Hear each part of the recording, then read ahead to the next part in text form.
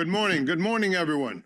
Welcome to day 2 of our program on screening to treatment. Healing starts with my advocacy. This is a collaborative effort of, first and foremost, the Mount Airy Church of God in Christ, and then Merck Pharmaceuticals, and the HEAL Collaborative. To get us started, let's have Bishop Felton come up, give us greetings, and lead us in prayer.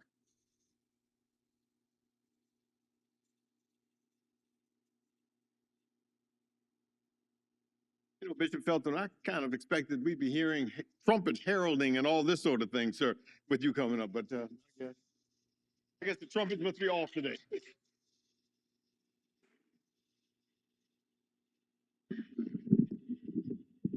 Good morning. We're certainly thankful to have each of you with us this morning in the HEAL Collaborative. We welcome you to Mount Airy.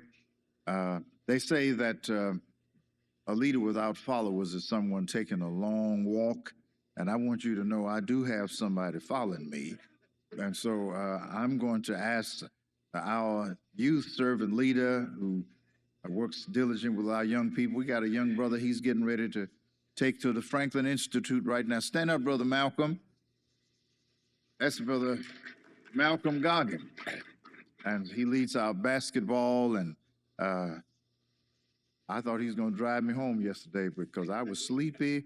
Ooh, but I made it. We had a crazy week in Detroit this week with Calvary Baptist, and then Benton Harbor Thursday night with Bishop Burton, and then all of that was planned before Mother McCrae passed away. So I had to leave the service Thursday night in Benton Harbor, drive to O'Hare, sleep for 2.5 hours, get to the airport at 3:30, fly out at 5 to get here for the funeral, drive 2 hours. So usually he lets me get a nap while in those times. But this is Elder Anthony Johnson Sr., has 5 great sons. And so we're going to have him to pray for us. Let us bow our heads. Father, we come to you in the name of Jesus, and we thank you even for this gathering on this morning. Any time that we even wake up in the morning, we want to honor you because it wasn't the alarm clock that woke us, but because you called our names, we opened our eyes and started our day. And so as we come to gather this morning for this health initiative, God, we ask that each one of us that are here, that will learn, that will listen, because we want to be better even with our health and with the things that we are eating, with the things that we are breathing. We thank God for Dr. Morris, who has put this initiative together. And so we thank you for what you're going to do, because we know that you are in our presence, and we thank you. In Jesus' name we do pray. Amen. Amen.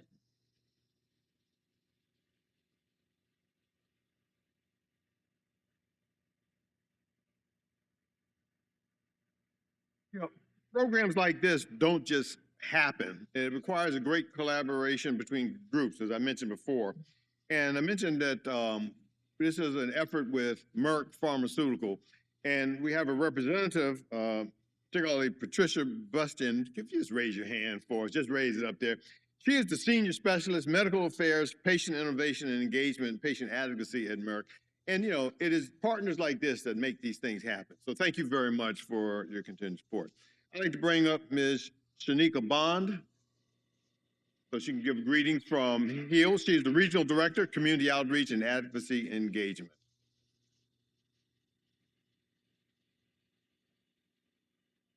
Good morning, everyone. First, I would like to thank Bishop Felton for allowing us into his house to partner with us for this great, amazing 2-day program that we've had so far. I also want to thank Mount Airy Church of God in Christ, Kingdom Health Ministry, and their coordinator, Dr. Charlotte Morris, for this great partnership as well. And of course, we could not do this without amazing sponsors like Merck. They see us, they see the amazing work that we do, and they want to partner with us to bring this information to you all. So I thank Merck. Thank you, Ms. Patricia, for being here. Thank you all for being here. And I hope you all have a great day of just learning and just things that you can take back to your families and your communities to help each other. Thank you.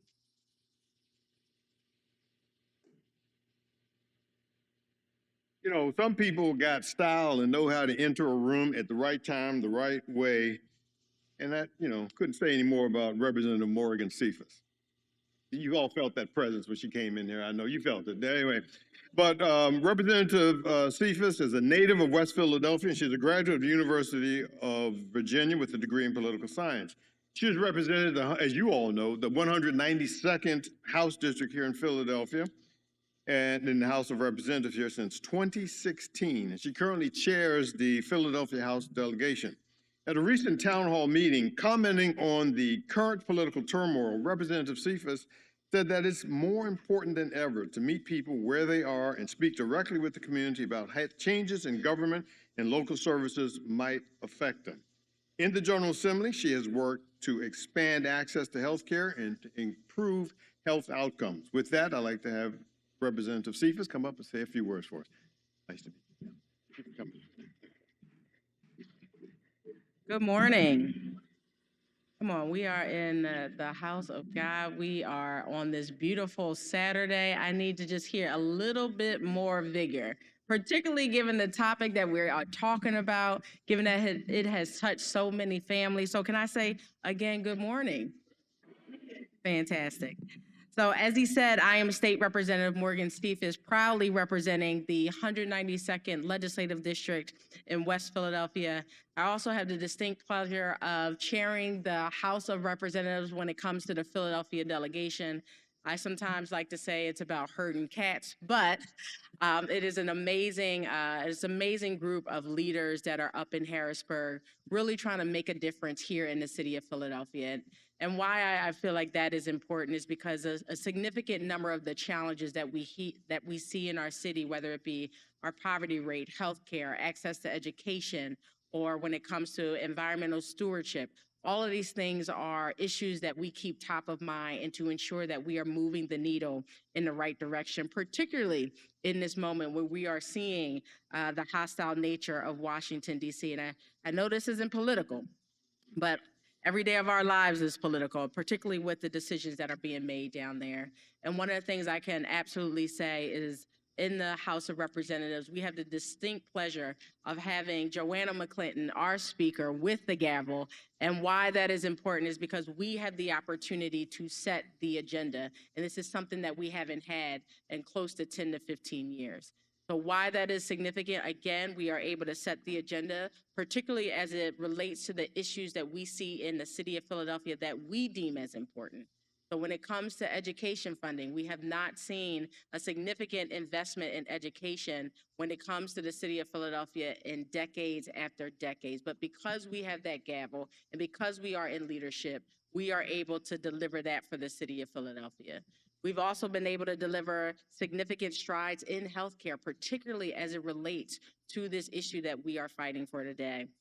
We know that too many families in Philadelphia and across Pennsylvania, including my own, have been touched by cancer. My mother, my grandmother, and my father, all touched by cancer. Luckily, we still have my mother, but we did lose my father and my grandmother to both lung cancer. So we absolutely know that this is a significant issue, particularly in Black and Brown communities.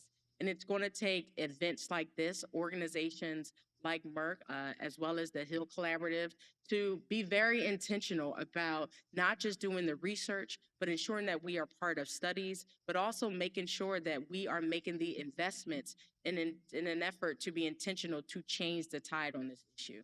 Again, because when you look at what's happening down in Washington, D.C., and when they're eliminating NIH dollars, that means they are not just eliminating the research that will be required to get us to a world where we do not have to worry about this catastrophic issue, but it's also about disrupting the pipeline of medical professionals that actually do the research. And we are eds, meds, and beds here in the city of Philadelphia. So when we talk about meds, that is a significant level of resources that we are potentially losing as a direct result of what is happening down in Washington, D.C. So we got to stay steadfast in ensuring that we are doing our part in Harrisburg, doing our part locally, and making sure that we're standing in the gap for our communities and each other when it comes to really addressing this issue. So I want to really thank Bishop J. Lewis Felton from the Mount Airy Kingdom Health Ministry and all of today's organizers for bringing us together for this powerful moment.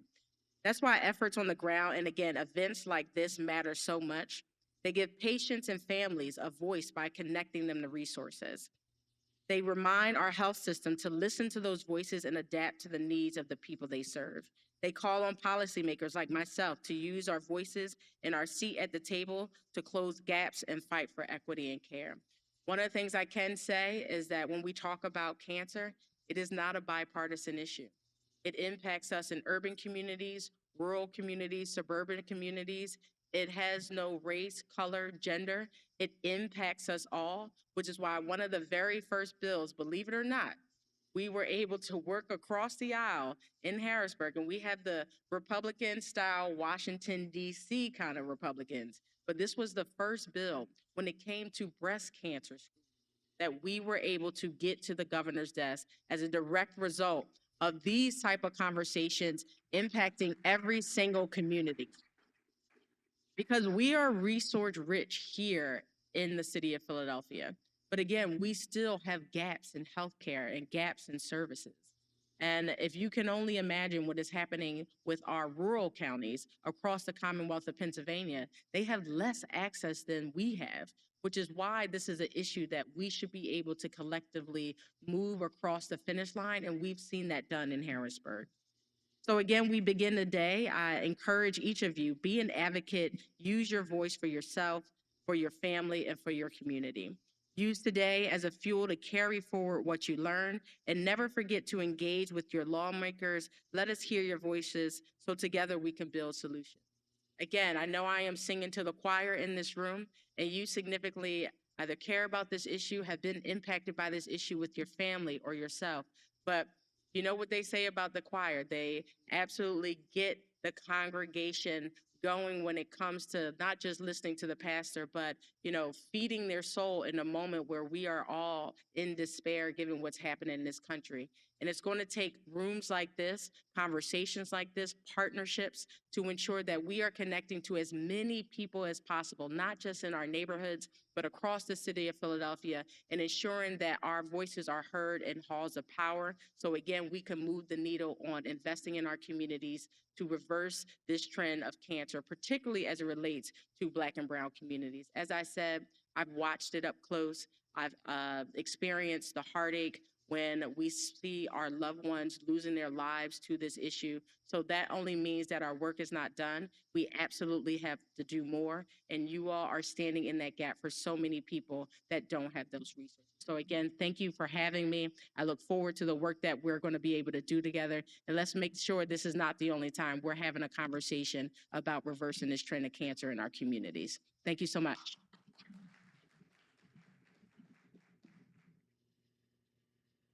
Thank you very much, Representative Stephens. I can see why you're so effective. When is the next election for you?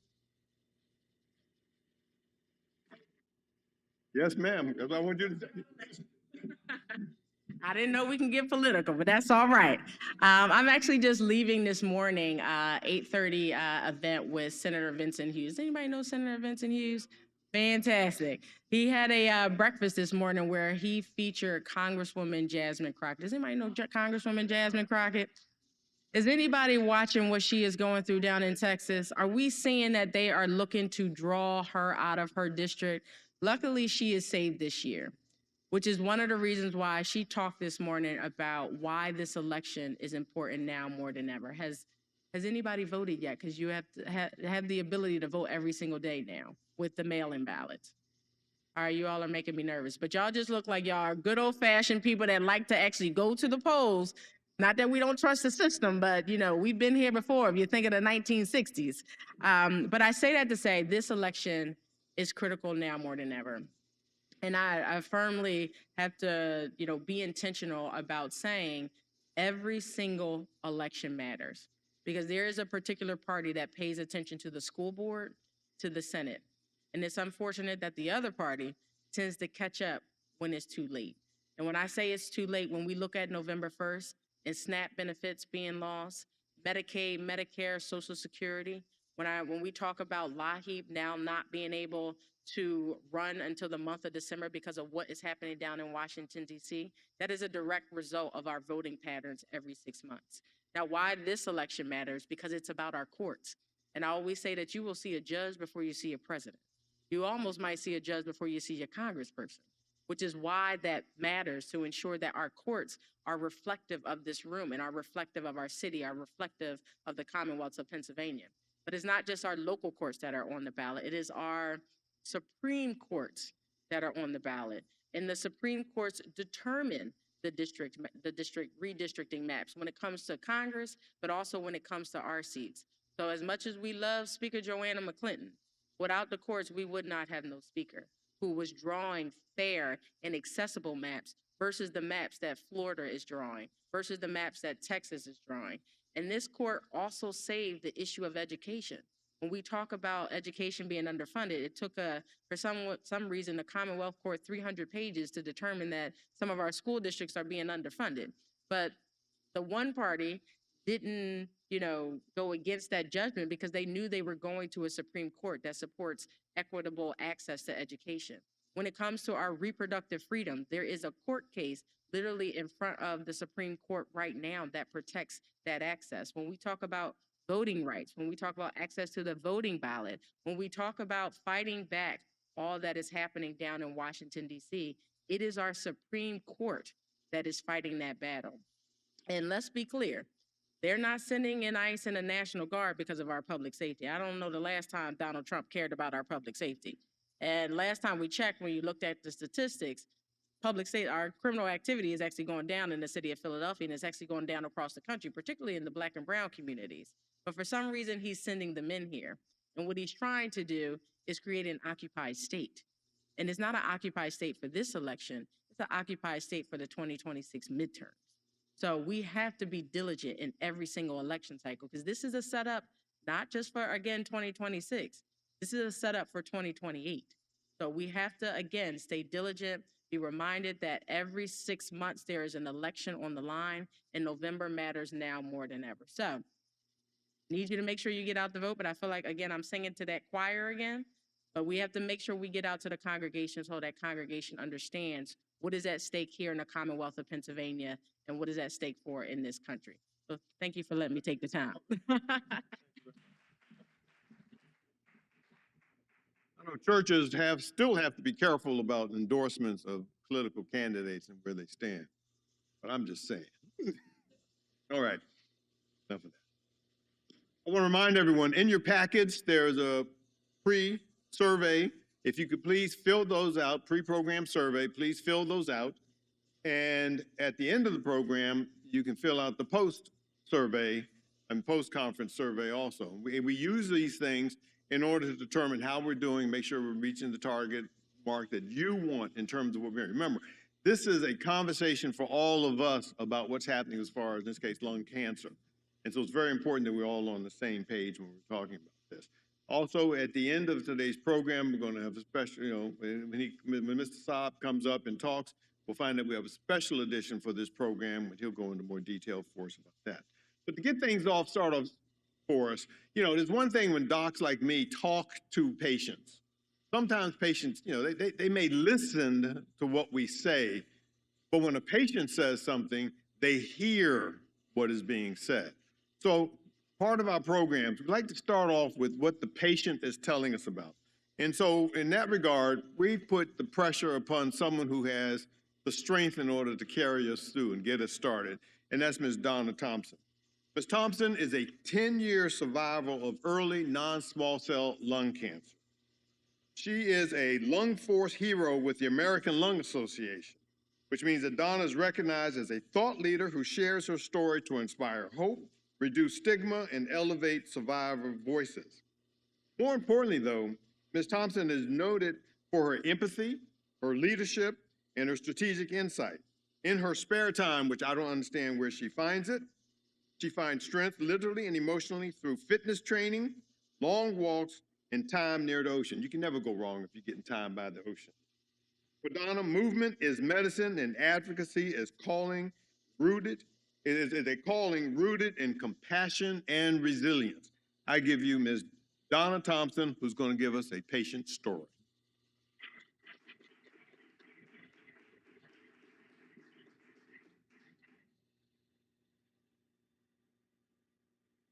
Thank you. Good morning, everyone. First, I want to thank everyone for being here, specifically my family and friends, and that friend that surprised me and took a 5-hour drive this morning with her husband. I really appreciate everyone for coming out. I will tell you that my journey with lung cancer started September 2015 with a trip to the ER. I had chest pains for a little while. I actually had been diagnosed with diabetes a year earlier, so I was working on taking care of that. By the way, I did kick that, and I haven't been on medication since 2016. So it is possible to reverse diabetes. But that's what sent me to the ER. ER visit, I'm 45 years old, so if you have chest pains, you know what that means. EKG, chest x-ray, all of it. And so they sent me home the next day. A doctor, I guess a radiologist came in and reread the reports and looked at the photos and called me and said, there's a mass in your lung, go see a doctor right away. And that was on a Saturday. And I'll never forget that day because I was out to dinner with one of my sisters and she looked at me and she was like, what's wrong? And I'm like, I don't know. And for some reason at that moment, when they said that, I kind of knew where we were going. Nonetheless, the next 5 weeks, testing, all types of, you had a biopsy, PET scan, all the whole gamut. And I recognize that's not everyone's story. So for me, discovery and diagnosis took 5 weeks. Again, that is no one's story. Yesterday, someone asked me in an interview here, how did you get approval for all of those tests? Because I did not meet any screening criteria. I did not meet any of the risks for lung cancer. But yet, I said it was an act of God. Nothing was held back. And so I get these tests. I'm at work. I get the phone call, and I'll never forget his voice. The test did show you have non-small cell, actually, it's adenocarcinoma, non-small cell lung cancer. And I finished my work day. I left, got in my car, and I cried. And from that moment, that's the day I became a survivor, October the 23rd, 2015. And so exactly 10 years ago. And I just remember thinking, what next, God? Like, what's going on? And, I go through the testing. And so interesting enough, it was found that the type of tumor I had was spread through airspace and not lymph nodes. And so I ended up having surgery. So today, so that day I had the top upper lobe of my right lung removed. And so I go on for 5 years and the cancer returns. This is the part where listening to your body, being your own advocate, my boss calls me a professional patient. And because I'm so involved in it, because I never went 6 years without the cancer returning. The cancer had returned 2 years earlier. And I never missed a scan. I never missed an appointment. But the radiologist and the oncologist missed the tumor growing in my lung for 2 years. And so I remember thinking that day, I was shocked because at that point, I had decided, one and done. My cancer lasted 5 weeks. So where do I belong? Where do I fit in? And come to find out, the cancer had been growing. So I have a second surgery to remove another part of my lung. It's important to also note that the early stage, because it was stage 2, I qualified for surgery. And so the standard of care is removing the cancer, follow-up chemotherapy. The second time in 2022, they did biomarker testing, and it was found that I had EGFR positive exon 19. The doctors were like, this is great, it's treatable, except I can't take it. I'm allergic to it. I'm allergic to it so bad that it nearly killed me this year trying to take it. And the medication is great. It works for people. My body just did not take it. And so the cancer returned again for the third time last year. And during this time period, what I realized is every time I've tried to have chemotherapy, it didn't work. Every time I've tried to take medication, it didn't work. I couldn't take it. My body rejected it. But I know all of this because I'm such an active participant in my healthcare. I do not go to the doctor's office and sit there and wait for them to tell me. I come informed. I bring questions. I do my own research. I mean, we have Google, right? Let it work for something. You know, even if it's inaccurate information, challenge your doctor with the Google information. Because of that, I was the person that discovered the cancer return in 2020 because I read those test results. The doctor called me days later. Oh my goodness, look what we found. And so because of that, I'm standing here today. I qualify for a second surgery.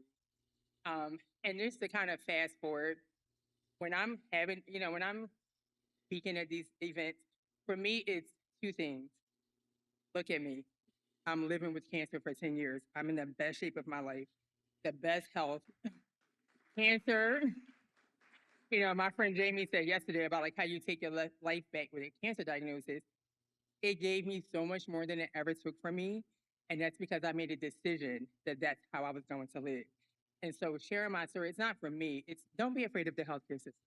If you go in there armed, go in there with your questions, you know, we have this holistic versus medication. There's room for both, right? There's prayer, there's Jesus and therapy. I have all of them. And I'm still going to take this medication if it's going to save my life. And I think that's what we need to do. Listen to your bodies, do something about it. I would say that this year, I did not think I would survive this year. It was the hardest year of my life because I kept trying to take medication that my body did not like. I took it like 3 times. It attacked my kidneys. I went into kidney failure. I was on dialysis for 4 months. I did not think I was going to survive. It was way more traumatic than cancer ever was for me. So do not be, I say all that to say 2 things. Cancer is not the worst thing that can happen to us. The important part is getting it early, right? So you do that by listening to your body and then doing something. That's all I can say. Listen to your body, do something about it. If you have lungs, you can get lung cancer, period. And I think that's all I have to say today. I think that's enough. Thank you so much. Now, Donna, I would point out, you may be in the best shape of your body, but dear life, but you're looking good, girl. You're looking good. I just want to know. Moving into shifting gears just a little bit, we're going to kind of get into a discussion, which may seem like it's in the weeds, but I think you'll see the relevance is it for us. I'm going to first bring up Mr. Howard Mosby. Mr. Mosby earned his bachelor's of business administration degree in finance from Georgia State University, then completed the University of North Carolina School of Public Health Management Academy. He's also a graduate of the Fleming Leadership Institute and was given the Arthur S. Fleming Award. You know, you're full of politicians and lawyers in here today, so I don't know if we ever get the microphone back, and I apologize to all of you. But for 8 terms, Mr. Mosby represented the 83rd District in Georgia State House of Representatives. He's also one of the founding members of HEAL Collaborative and serves as both the corporate treasurer and the interim chief operating officer. Mr. Mosby, if you'll come up here and have a seat. Our second person we're going to have on this, it's going to be kind of a panel, but they're going to have a discussion, and we're going to have the opportunity to listen to 2 guys talking about something. Our other person is Mr. Thomas Johnson. Excuse me, Mr. Thomas Johnson. Mr. Johnson is a native of one of the greatest places you could ever possibly be from. That would, of course, be the District of Columbia, Washington, D.C. He didn't go to the public schools like I did, but that's all right. We won't hold that against him. He's a graduate of Tufts University. He then found reason and attended the Mecca for law school. You know where the Mecca is, of course, Howard University. So he went to Howard University Law School. He is he brings 3 decades of leadership in healthcare, nonprofit association management. He is the past president and CEO of Medicaid Health Plans of America and the DC Hospital Association. He's also past CEO of the DC Medical Society. Currently, he is the executive director of ASAP 340B, and this stands for the Alliance to Save America's 340B programs, a national coalition of patient advocates, community health centers, providers, and biopharmaceutical leaders. So come on up here for this, Mr. Johnson. But the question, come on up, sir. As he comes up, you may be asking yourselves, what is a 340B and why does it matter to me? And so I'm gonna tell you that after this discussion, you will know all about it. Have a seat. You guys, Oh, come on, presentation, I'm sorry. I can't do a Howard man like that. Don't hold that against me.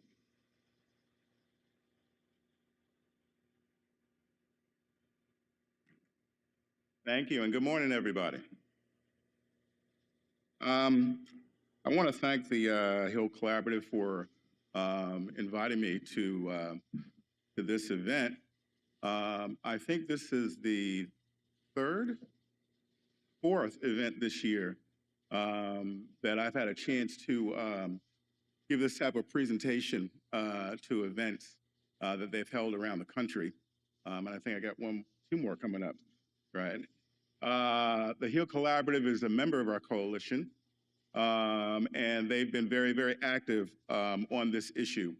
And so what I want to do is talk a little bit about what's happening with this program, tell you what it is if you have not heard of it before, because there are a lot of people that have never heard of this program.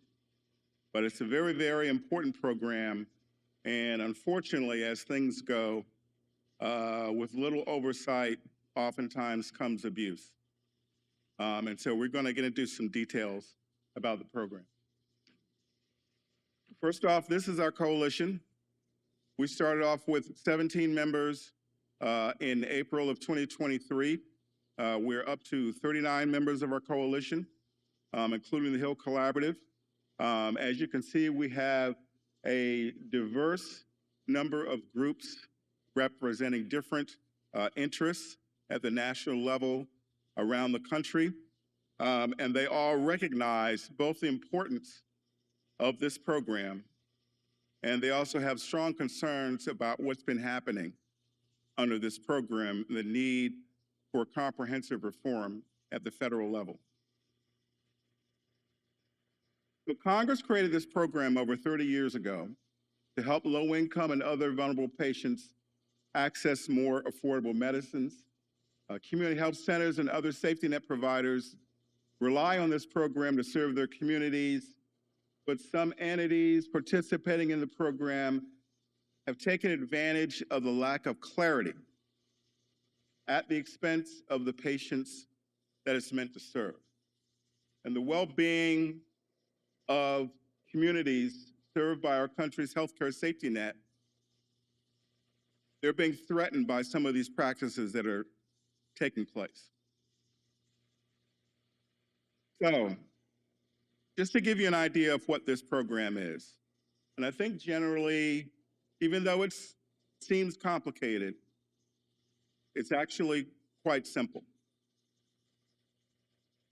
The pharmaceutical company, if they want to participate in a public program, Medicaid, Medicare,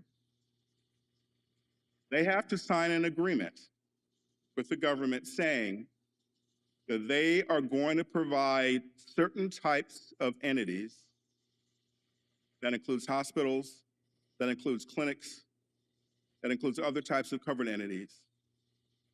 They have to provide a discounted drug price to that entity if they want to participate in a public program. Right now, the discount averages 59% of the cost of the drug. So that is a significant discount that a hospital or a clinic is acquiring the drug for. In addition, they are allowed to keep the 41% after you apply the discount. So that works out for the hospital, that works out for the clinic.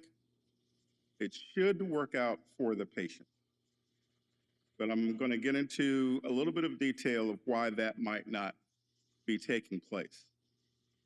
But overall, it provides money for these entities to help out with their resources and also provide them to acquire a drug at a discount.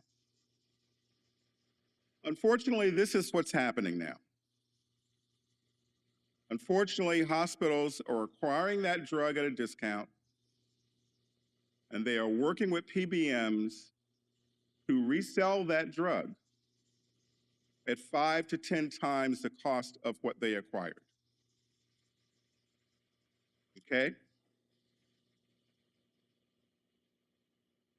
5 to 10 times of what they acquired the drug for. They are billing Medicaid, Medicare, and your private insurance company the difference.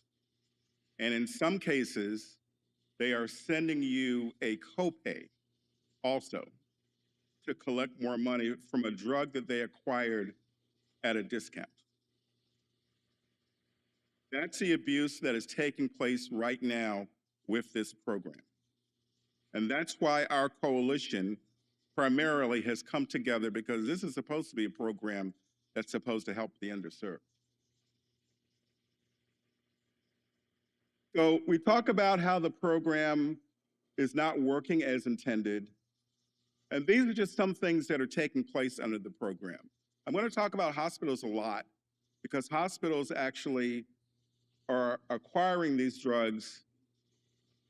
Of the 100% of drugs acquired under this program, hospitals account for 87% of that spend. The next highest category are clinics, and they're at 5%. $66.3 billion drugs were purchased under this program in 2023.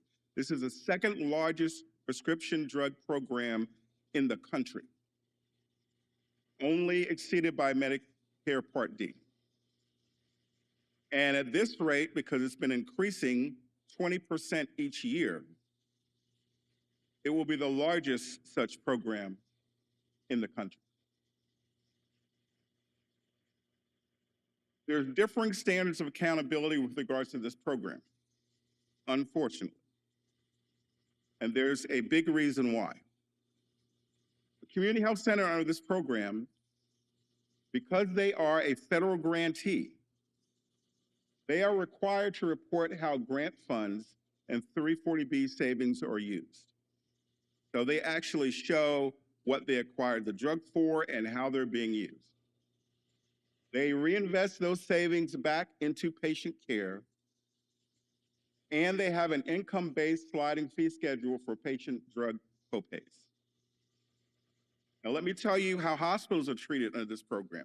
Because they are not federal grantees, they qualify because they're DSH hospitals, disproportionate share hospitals. There is no federal requirement for them to report on how those savings are used. So you know what we've heard? We've heard 340B money spent on Super Bowl ads. We've heard 340B money spent on the salary of a football coach.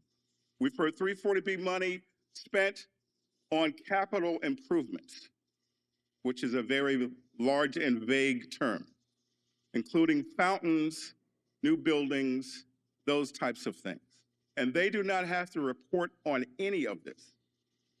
In addition, there is no obligation to reinvest those savings into patient care. They are also required to provide charity care, but 2/3 of DSH hospitals were below the national average on 2.5% of operating costs. And you can see how this is outlined right here, comparing 340B hospitals to nonprofit hospitals and for-profit hospitals and what they spend on charity care.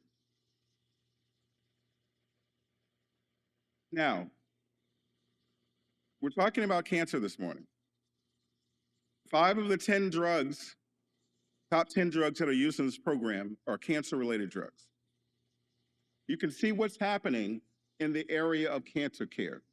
340B hospitals tend to use higher cost cancer drugs, resulting in larger profit margins. Remember what I talked about when I said they're acquiring this drug at a discount and then they're reselling it. So the more expensive the drug, the more profit they're making.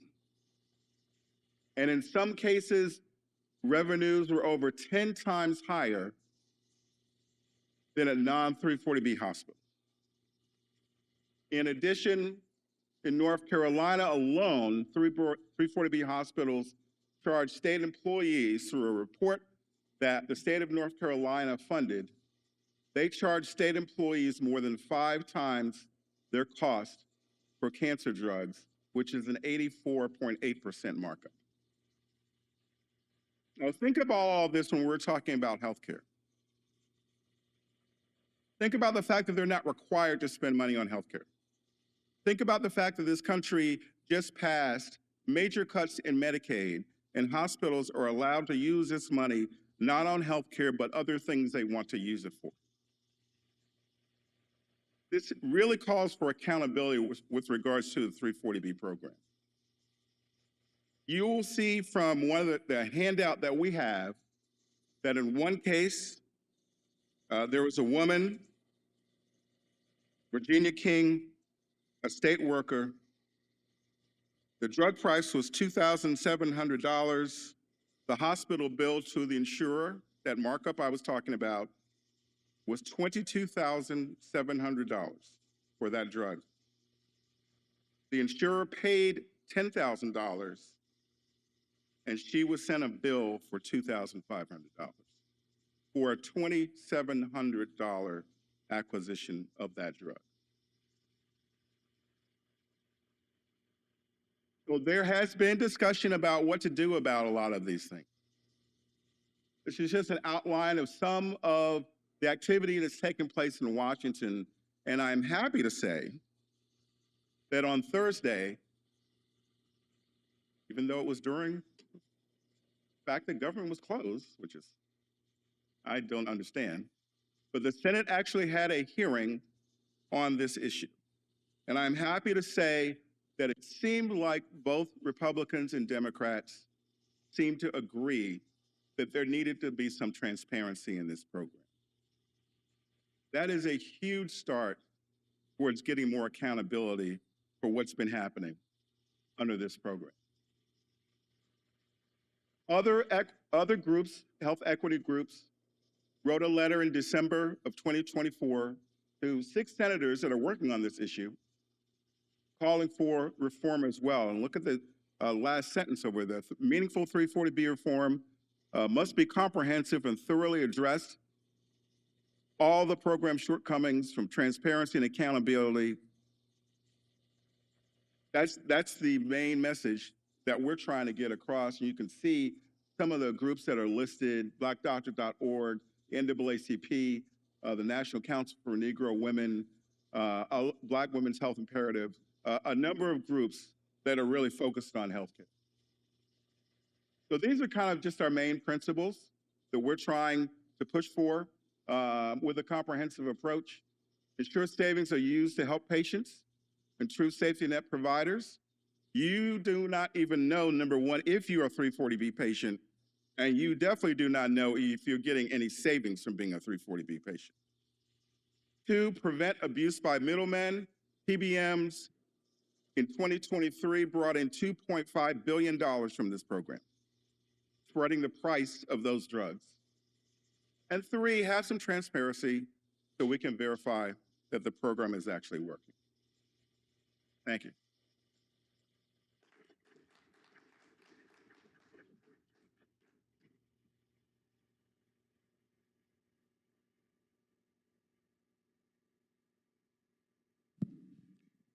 All right. I am going to be Wayne Tuckson. You know, it's hard to find good help. So we're still looking. Let me just say that. He's done a great job for us. All right, so we heard so thank you, Thomas, for doing that. This has been awesome. This is information that the community needs to hear. So I grew up in healthcare. We love acronyms in healthcare. So PBMs, what is a PBM and what does it mean in this particular space here? A PBM is an entity that essentially works with, in most cases, a health insurance company or a pharmacy that helps set and control the price of a drug. Some PBMs are owned by health insurance companies, some are owned by large pharmacy companies, but they act as a middleman to help set and control the benefit of that pharmacy. They essentially manage the benefit. And they have, over the past, I would say 10 to 15 years, been increasingly involved with this program. So they, in essence, stand in the middle between, so I have the prescription, the hospital is asking that I get this prescription from this particular pharmacy. This entity sits in the middle between that pharmacy and me, and they skim some money off the top. That's what I heard you say. That's exactly right. And that drives up your cost or takes away from that benefit, actually, for the individuals. I'm also a CPA, so I understand the funds flow of this. However, it can get a little tricky. So the pharmaceutical companies, that's $66 billion. How much of that is federally funded money? Actually, none of it is. Say it again, because I don't know if they heard you. Actually, none of it is. None of this is federal money. No. So remember I said at the beginning that a manufacturer contracts with entities. Probably the reason why we don't have data on this program is because there are no appropriations. This is just an agreement between the pharmaceutical company and the covered entity. The only place the government is involved is oversight through HRSA. But that $66 billion I was talking about, none of that is government money. So since the government is overseeing this program, then I'm assuming that they're doing everything possible to make sure these dollars are being spent correctly. Why is HRSA falling down on the job in this space? And HRSA has indicated, number one, that they do not have the statutory authority to investigate in a number of areas where reports like I talked about have come up. Two, HRSA has, I think, before the bill was passed, I think they had 20 employees in one office called the Office of Pharmacy Affairs that actually was providing oversight over a $66 billion program. So they have a lack of resources. They do audit some entities from time to time, but I mean, how much can you do with 20 people? On a number of entities that they would have to go ahead and actually go out and audit. Absolutely. You're talking about auditing covered entities. You're talking about auditing potentially the contract pharmacies that are involved with the program. They don't have the resources. So this really, so for this audience here, so we don't know whether or not we're a 340B patient or not. So let's assume that I'm a 340B patient. And in this particular scenario that you put on the screen where the hospital bought the drug for $2,700, they sold it for $22,000 to the insurance company. Now the insurance company could be Medicaid. So now Medicaid is paying for this benefit that has been provided by the industry using your tax dollars? That's correct. Is that what's happening? That's right. And the other thing that's happening is that if a drug is acquired through the 340B program and billed to Medicaid, you cannot collect the rebate that's associated with that drug. So reports have shown that states and the federal government are losing money when you see hospitals using this as essentially a profit center for them. You know, all of this is amazing to me. And I know all of you, well, some of you might have questions on this, so I'd be glad to take questions from the audience. I just have one other issue here that I want to kind of get across. So we know that states you and I, we were in Michigan together. We've done Texas together, Illinois, different places. But this is a federal program. And we also know in Pennsylvania, in the next legislative session, there is a bill that's coming up to actually deal with this. So if this is a federal issue, why are these states stepping in? And is that good for the person? Is that good for the public or not? I think it's always good for the public, whether you're at the state level or at the federal level, to shine a light on the black box that's keeping data from getting out to the public. Now, we are looking for a federal solution because it is a federal program, but states are getting more and more involved and wanting to see some transparency from 340B entities. You know, ideally, what would happen is that hospitals would be subject to the same types of reporting requirements that clinics are subject to. Hospitals would have to apply that same type of sliding fee scale that clinics do, so that you don't see a situation like Virginia King's getting a $2,500 bill for a drug that was acquired for $2,700. You know, let's see some consistency with regards to requirements under the program.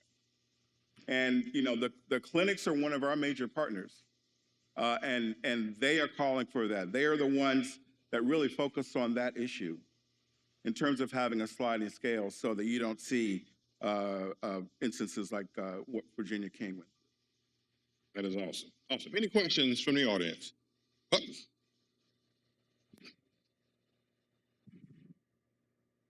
How do we know what hospitals are included in the 340B drug program? And is it only the medication that you receive while you're an inpatient, or is it also medication outpatient? It's an outpatient program, so it's for those who are outpatients. You can go to a number of sources to find out what hospitals are 340B. You can go to the HRSA website. There's a group called Air 340B. You can go to their website as well. That's actually probably easier to navigate. You can also go to the Pioneer Institute. They've got a great tool, actually breaking down a lot of things about hospitals in each state. But that information is readily available from any one of those sources. that is awesome. Any other questions? Concerns? Oh, I'm sorry.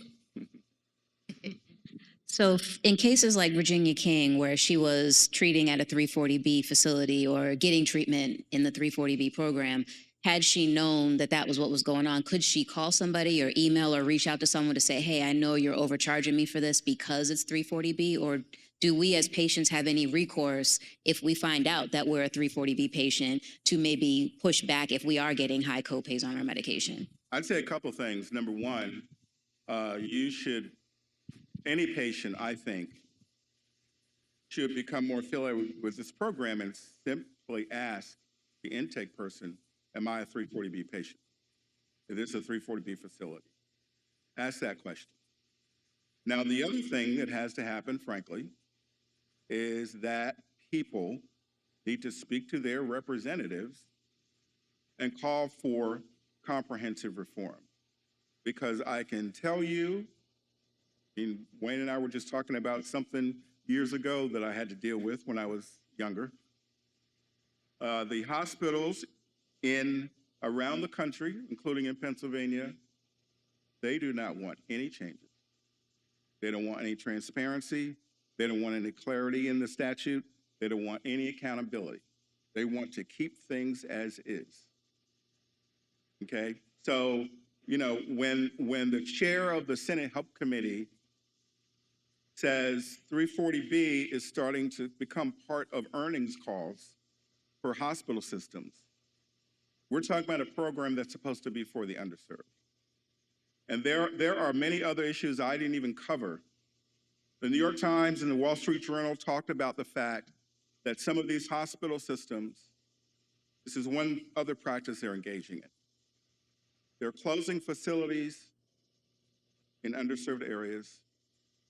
They're opening facilities in affluent areas, and they are taking that 340B discount, which is supposed to be for the underserved, and they're applying it to that facility in an affluent area. That's completely against the scope and nature of the program. But that's another practice that hospitals are engaged in. And, you know, the American Cancer Society, Community Oncology Alliance, there are many groups that have written studies about some of these practices. Oh, that was awesome. Let's give Thomas a hand. Thank you. We know this was a heavy piece, but it's also an important cog in the wheel. When you're going through your healthcare journey, you need to know what all tools are available to you in order to access information and care for your particular state. And so what we're doing today is making sure that you understand the policy implications of everything that happens. Let me tell you this real quickly. There is absolutely nothing that's going on in your life that's not affected by policy. And you had a policymaker here earlier today. These individuals are being discussed in places where you are not. And so you have to make sure that your voice is there, and you need to understand the issues enough to be able to raise your voice in these spaces. And we're giving you the information today to be able to do that. So thank you very much for that. And I'll turn this back over to Dr. Tuxer.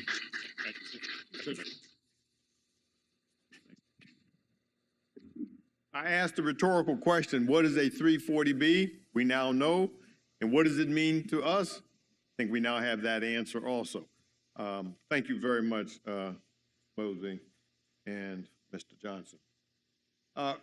Moving on, we're going to change gears just slightly. We're going to bring up Mr. William Saab.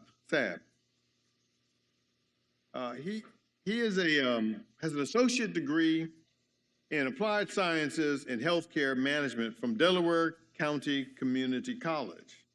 He has extensive prior experience as a patient navigator at the Sidney Kimmel Cancer Center at Jefferson Health in Philadelphia, and now works as a practice supervisor in thoracic surgery and lung cancer screening at Jefferson Torresdale Hospital.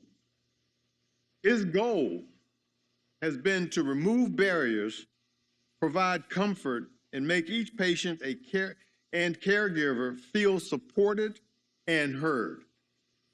In that light, Mr. Saab, I don't know why, please tell me. Saab, I apologize, sir. I don't.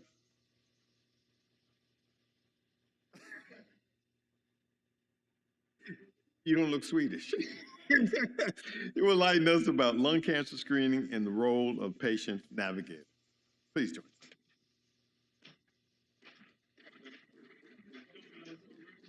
All right, all good. Thank you, bro. Good morning, everyone. First, I just want to thank HEAL Collaborative for inviting me here today. Last night,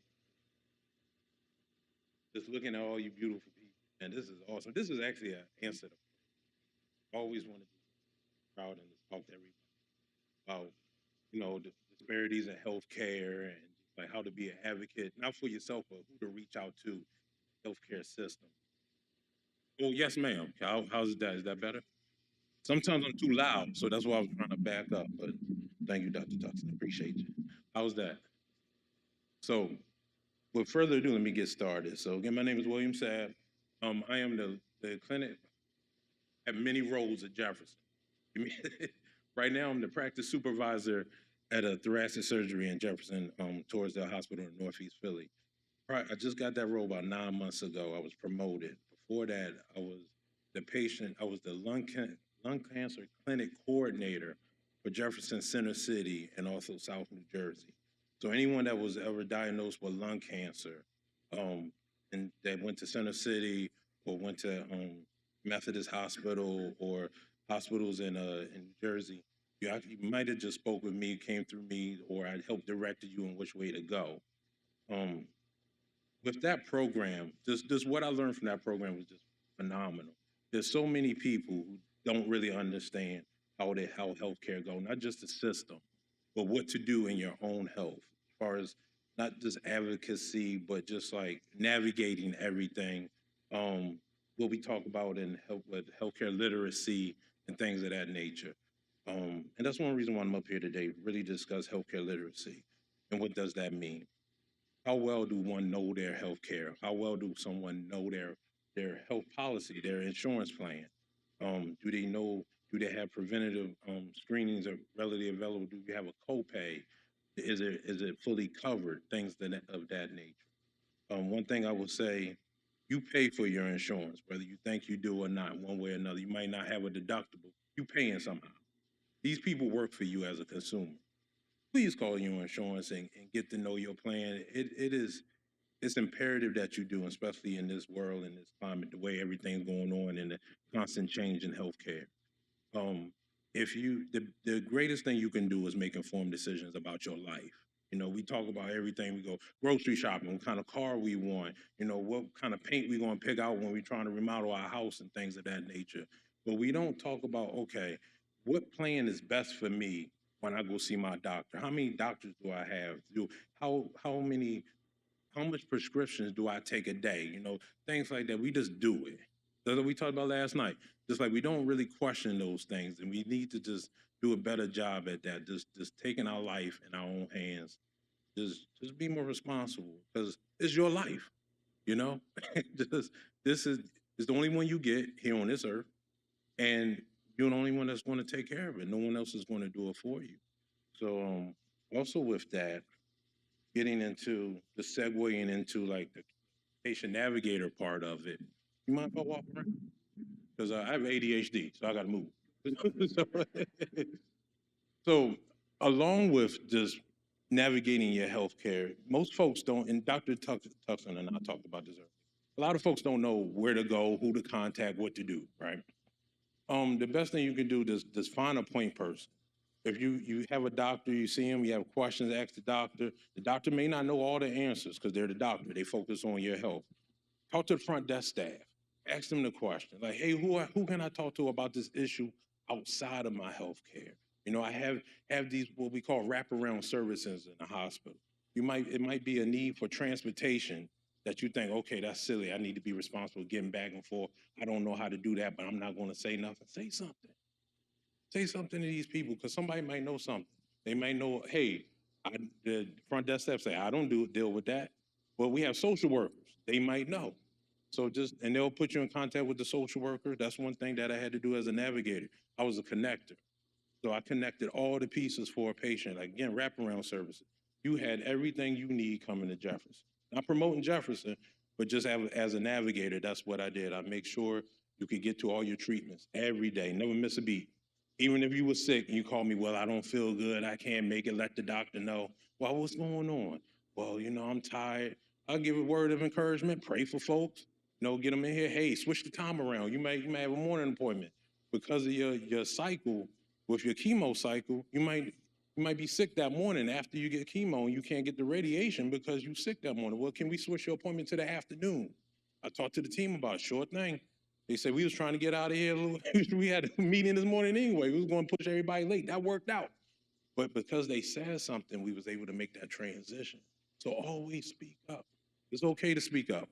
You know, if it's a silly question, ask it, because there's no silly questions. What they say, the only silly question is a question not asked. Right? So always ask. If it's on your mind, ask. Please ask. Another thing with Mr. Thompson made me angry. Because yeah, that's wild. So just circling back to patient navigation. Another thing you want to do, please be an advocate for others too. Please be encouragement to others. You know, as the Bible say, you know, be a refreshment to others, right?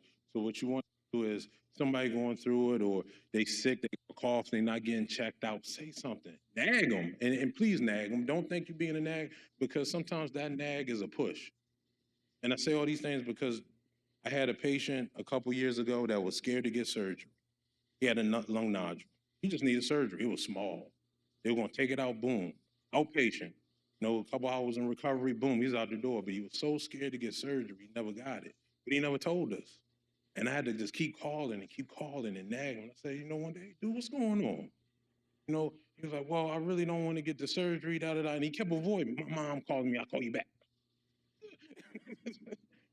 So, so one day, and he finally told me what was happening, and I was like, all right, well, we finally convinced him to come back in to get checked out, but this was half a year later, so he had to get rescanned and everything. Next thing you know, it spread throughout his body.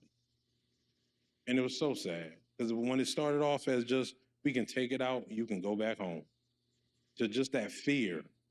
And just open up to that. Like, you have somebody in the healthcare system you can trust. You can let them know, hey, I'm scared. I'm scared with you, because we don't know. Well, we can do this together. And as a patient navigator, that's what I would do, from first diagnosis to survivorship. I would walk a patient through their journey, make sure they had everything, talk to the care teams, doing the tumor boards. And the tumor board is this discussion on molecular level for all cancer patients. So it's and it's a multidisciplinary approach. So sometimes you have your primaries that's involved, sometimes, but you definitely have pulmonologists, have medical oncologists, radiation oncologists, pathologists. You also have pulmonologists and also in interventional radiology. We have genetics, even though there's no genetic testing for lung cancer, they're still trying to get those the clinical trial folks in there.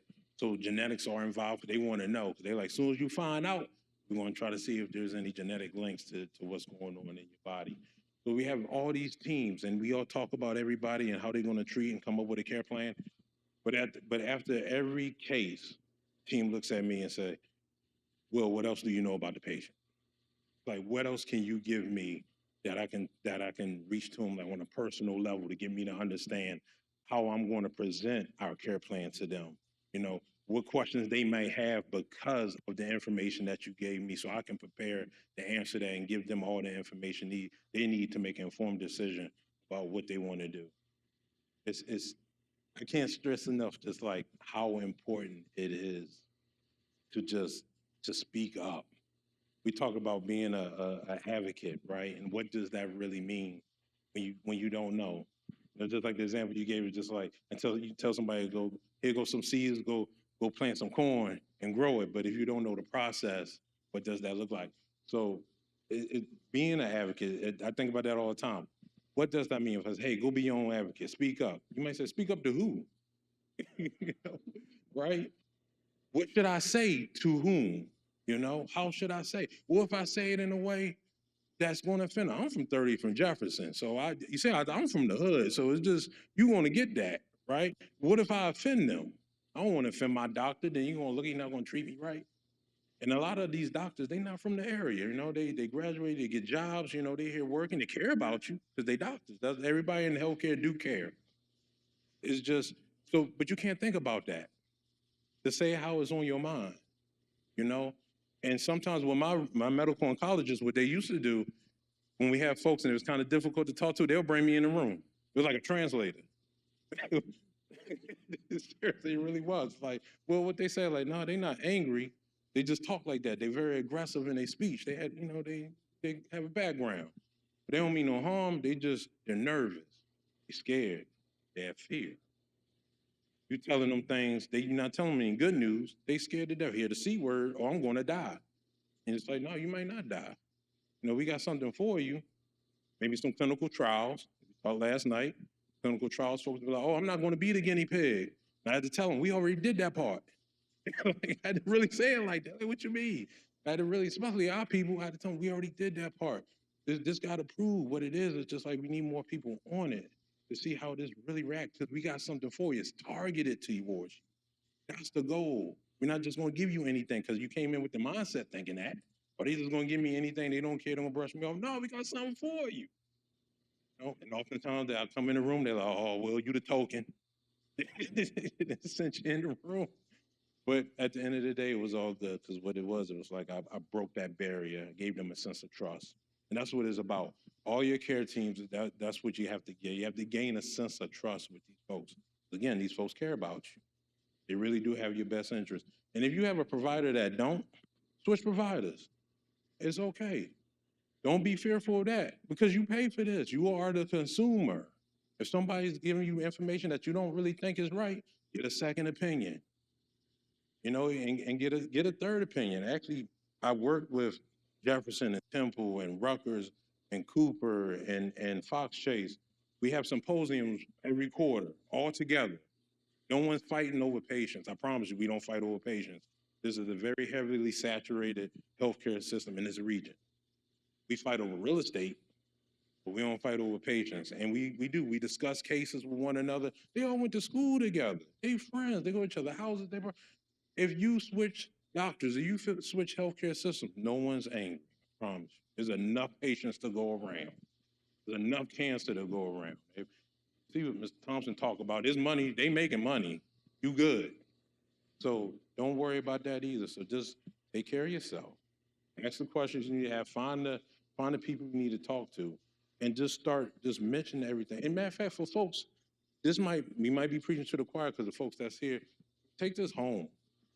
Tell your loved ones, tell your friends, tell your neighbors about this. If you know your neighbor, you don't see him for a while, a couple of days, go by, something going on, knock on the door. Hey, you all right? You're not being newsy. You care about them.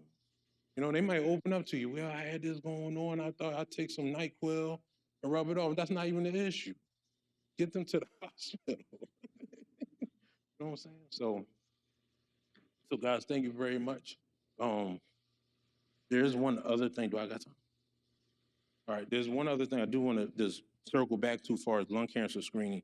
If you smoke about a pack a day for 20 years, 20 plus pack smoke, but if you smoke, and if you got a cough, if you got an itch in your chest, if you know your voice don't sound right, sometimes your voice get a little scratchy and you sound a little sexy, and you kind of want to keep that, but you know something wrong, but everybody like your voice because you sound like Method Man or something. Listen, go see your doctor. Because this just could be something going on inside that we could address early. It may not be cancer. It could be anything. It could be something in your esophagus. It could be anything. But go to your doctor, let your doctor know that, hey, I had this for a while. I just want to get checked out. They'll get you a scan. If you qualify for a lung cancer screen, they'll walk you through the process of what that looks like. And we can get you a low dose CT. We get a preventative care. So we get a preventative scan. And what that is, it's a low dose CT scan. We try to get it covered through your insurance policy. Sometimes we can with the ever changing landscape, sometimes we can't. And to touch on that piggyback, so I told you there's a lot. But to touch on your insurance, make sure you get the right policy for you. I'm gonna circle back to that because that's imperative. That's one major thing to healthcare literacy.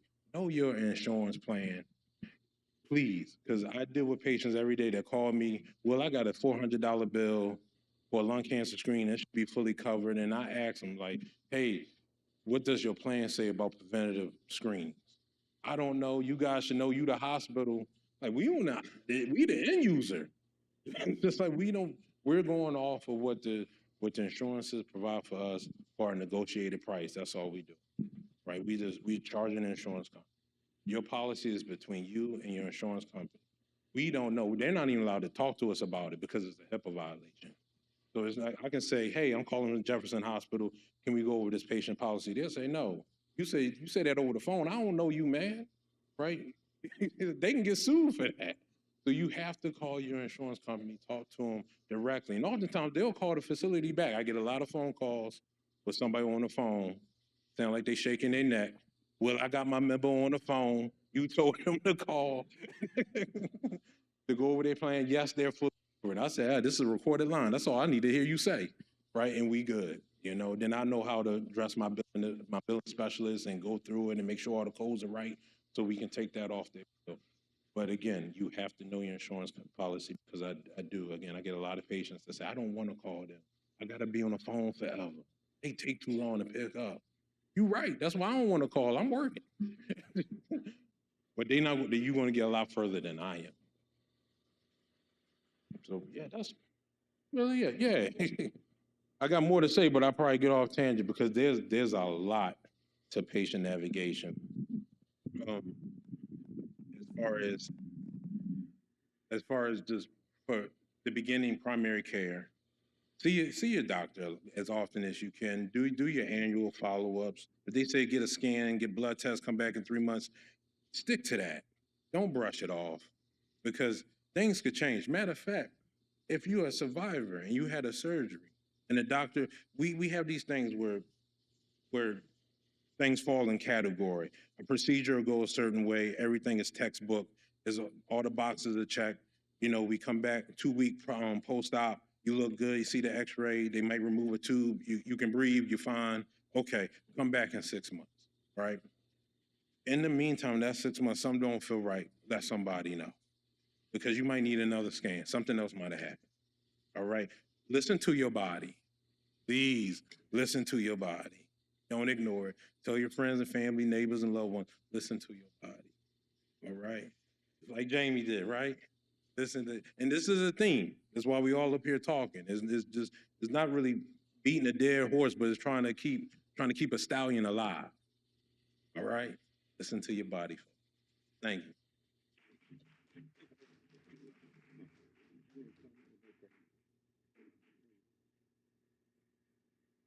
Rather than waiting to the end, Saab has been able to make an arrangement, Mr. Carr, yeah, which I think is an interesting offer. I shouldn't say offer, it makes it sound like this is late night TV, but he's got an interesting proposition for us, please.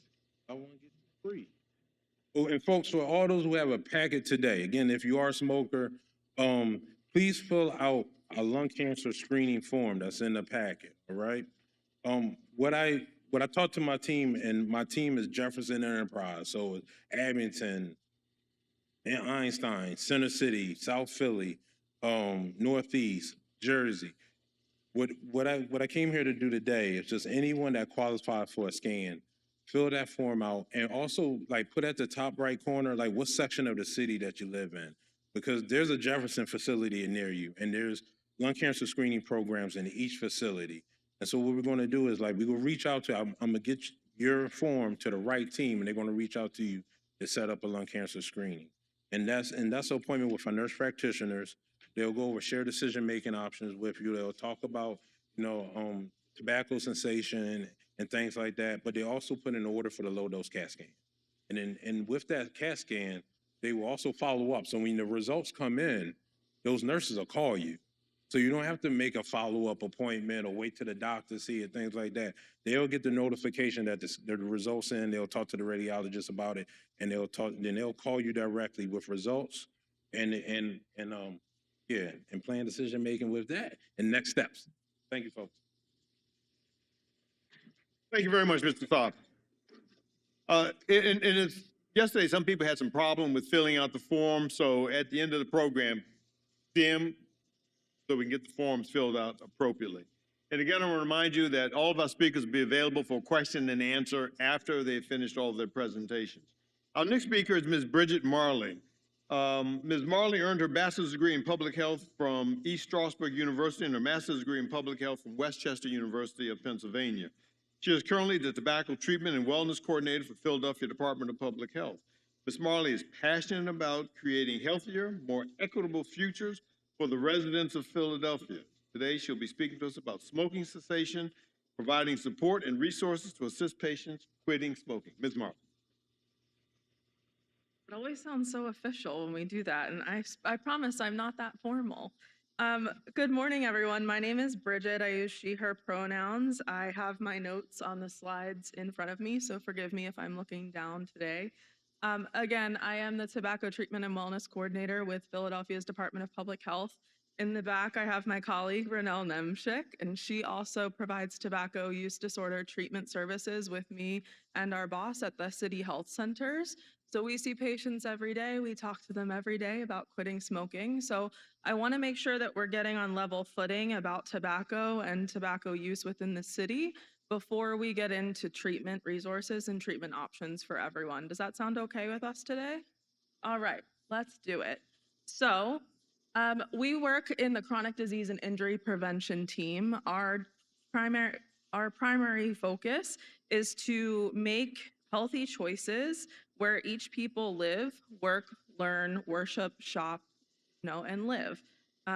We focus on healthy eating. We focus on preventing injury, physical activity, tobacco control, and reducing violence. Our goal as a department is to reduce the chronic disease burden of the city of Philadelphia. So with that, why this all matters is even if you're not someone who uses tobacco products, there is a chance that you know someone. It's 1 in 4 Philadelphians use tobacco products. So the likelihood that we know someone is very high. And the likelihood that we're impacted, even if we're standing at the bus stop waiting for someone, there's always someone smoking with you at the bus stop, right? So we are still impacted. And even if it doesn't affect us specifically, it affects our community. And tobacco is the #1 cause of preventable death in the United States. The #1 cause of preventable death, meaning that if we don't pick up those cigarettes, we can prevent ourselves from dying. It's our one preventable death cause, okay? There's lots of information on these slides. I'm not gonna go over everything. You don't have to read everything either. They'll be available and you all can have access to them, okay? This is a nice visual for Philadelphians. Heart disease, cancer, and cardiovascular disease are among the leading underlying causes of death, okay? This is a list of everything that we have, our top causes of death from the years 2013 to 2023. And you'll see the top 3 that remain supreme, aside from that the black COVID-19, obviously that took precedence. But it's heart disease, cancer, and cerebrovascular disease, chronic lower respiratory disease, diabetes, drug overdose, sepsis, chronic disease, kidney disease, influenza, pneumonia, and unintentional injury, okay? So what is tobacco use disorder? First, I want to talk about nicotine. Nicotine is a highly addictive chemical compound. It is a stimulant. It operates similar to caffeine. So our cups of coffee or our diet, Coca-Colas in the morning, it operates in the same way. It is found in tobacco and vaping products. It's also found in nicotine replacement therapies, which I'll talk about soon.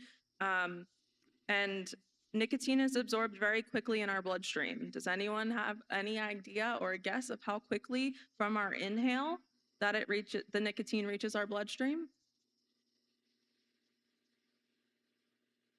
Less than 10 seconds, it reaches our brain in less than 10 seconds, okay?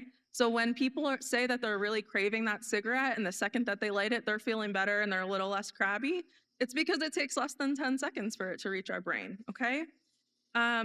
This fast delivery is a key factor. Everything of a cigarette is chemically engineered and designed to get people hooked and get people seeking more.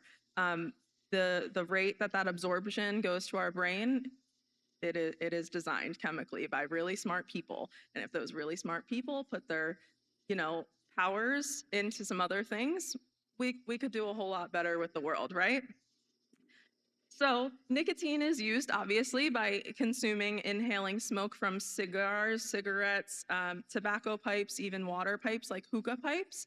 It still has tobacco in them. A lot of people have a misconception that hookah pipes are not dangerous or just as bad for them, but they are just as harmful. The smoke can be inhaled through a vaping device that is really popular amongst our youth right now, especially. And we know that it can be absorbed through our mucous membranes in our mouth, which is why we use nicotine replacement therapy to do that. But you'll also see that in chewing tobacco when they pack it in their lip. It's getting absorbed through the mucous membranes in our cheeks. And so we'll talk about that again when it comes up later. Nicotine activates the brain's reward system. So it binds to the receptors in our brain, releasing dopamine, which is our feeling good chemical hormone, right? We love dopamine. We're all dopamine seekers, which is why we like when things activate those dopamine receptors in our brain. The short-term effects of nicotine on our body, it increases our heart rate, it increases our blood pressure and our blood flow, and it also causes stress on our cardiovascular system. There's a lot of misconception that smoking actually calms people down when they are stressed out, but in fact, it does the opposite. It stresses our body out by increasing our heart rate, increasing our blood pressure, and it makes it worse on our body. It makes the stress harder on our body. What actually is kind of happening, and Renelle and I are really excited, we're doing a mindfulness meditation training coming up for people who want to quit smoking. And I've used this in my practice for quite some time. What's happening is your breath work of your deep breaths is actually calming you down more so than the cigarette is.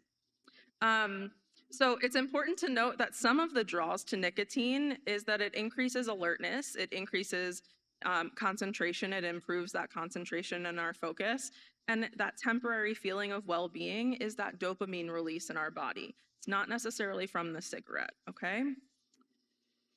Nicotine is the primary driver of addiction in the cigarette. There's over 7,000 chemicals inside of a cigarette. Listen, we all know they're dangerous. We all know they're bad for them. Bad for us. I don't need to sit here and tell you that, right?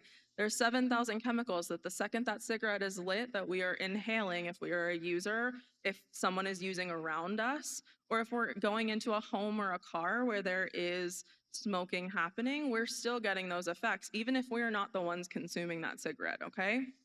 And while it is the primary driver of addiction as nicotine, the serious health harms from tobacco use are caused by those thousands of chemicals and that combustion that happens inside of the tobacco, not necessarily the nicotine itself.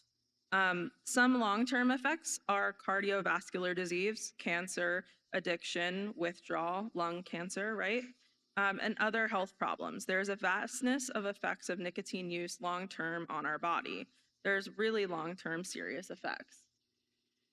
So with this, nicotine use creates both a physiological and a behavioral addiction. We call it a dual addiction, meaning that we can give you nicotine replacement therapy so that your brain is calm and it's not craving that nicotine anymore, but people are still missing that hand-to-mouth motion of the cigarette, or they're missing their behavior. So if they're in a car driving their car to work every day and they always have a cigarette in their mouth, well, they get in that car and their brain's not necessarily craving that cigarette anymore, but their hand feels naked and they're missing that part of them. So what we do a lot of time in tobacco use disorder treatment appointments, like meeting with a quitline coach or any sort of wellness coach, we work on those behavioral addictions. So we give you nicotine to keep your brain calm, that we can work on the behavior addictions. And then once we work on behavior modification of trying to figure out if you can, hold a stress ball or do something else in the car while you're driving instead of having that cigarette, then we can work on lowering the nicotine dose over a long period of time. So this is kind of the cycle of addiction, and it's kind of irrelevant, but I like to touch on it anyway. So nicotine enters our body and becomes absorbed in under 10 seconds. The dopamine is released. The feelings of pleasure, relaxation, and alertness are creating that positive reinforcement in our brain and our body. Over time, the brain adjusts and more nicotine is needed to achieve that same effect. So then we smoke more, and that's how you find people smoking 1 to 2 cigarettes a day, increasing that over time to end up being a pack and a half. I have a couple patients that smoke about 2 packs of cigarettes a day, which first of all, very expensive habit. We'll touch on that in a second. But without nicotine, our body experiences discomfort. We experience irritability, we experience anxiety and restlessness, which are powerful drivers of continued use. And then those uses and those urges create our nicotine use again, and it becomes a collaborative effect with, our behavior cues like stress, boredom, and some social triggers. And this loop just continues over and over and over again until we want to jump off. This cycle is not different from any other substance. Arguably, it could be, a gaming addiction or a gambling addiction or any of those kinds of things. This cycle is the same for all of that. This shows a difference between when someone is wanting to quit smoking, using nicotine replacement therapy as opposed to quitting what we call cold turkey, which is not using any nicotine replacement therapy.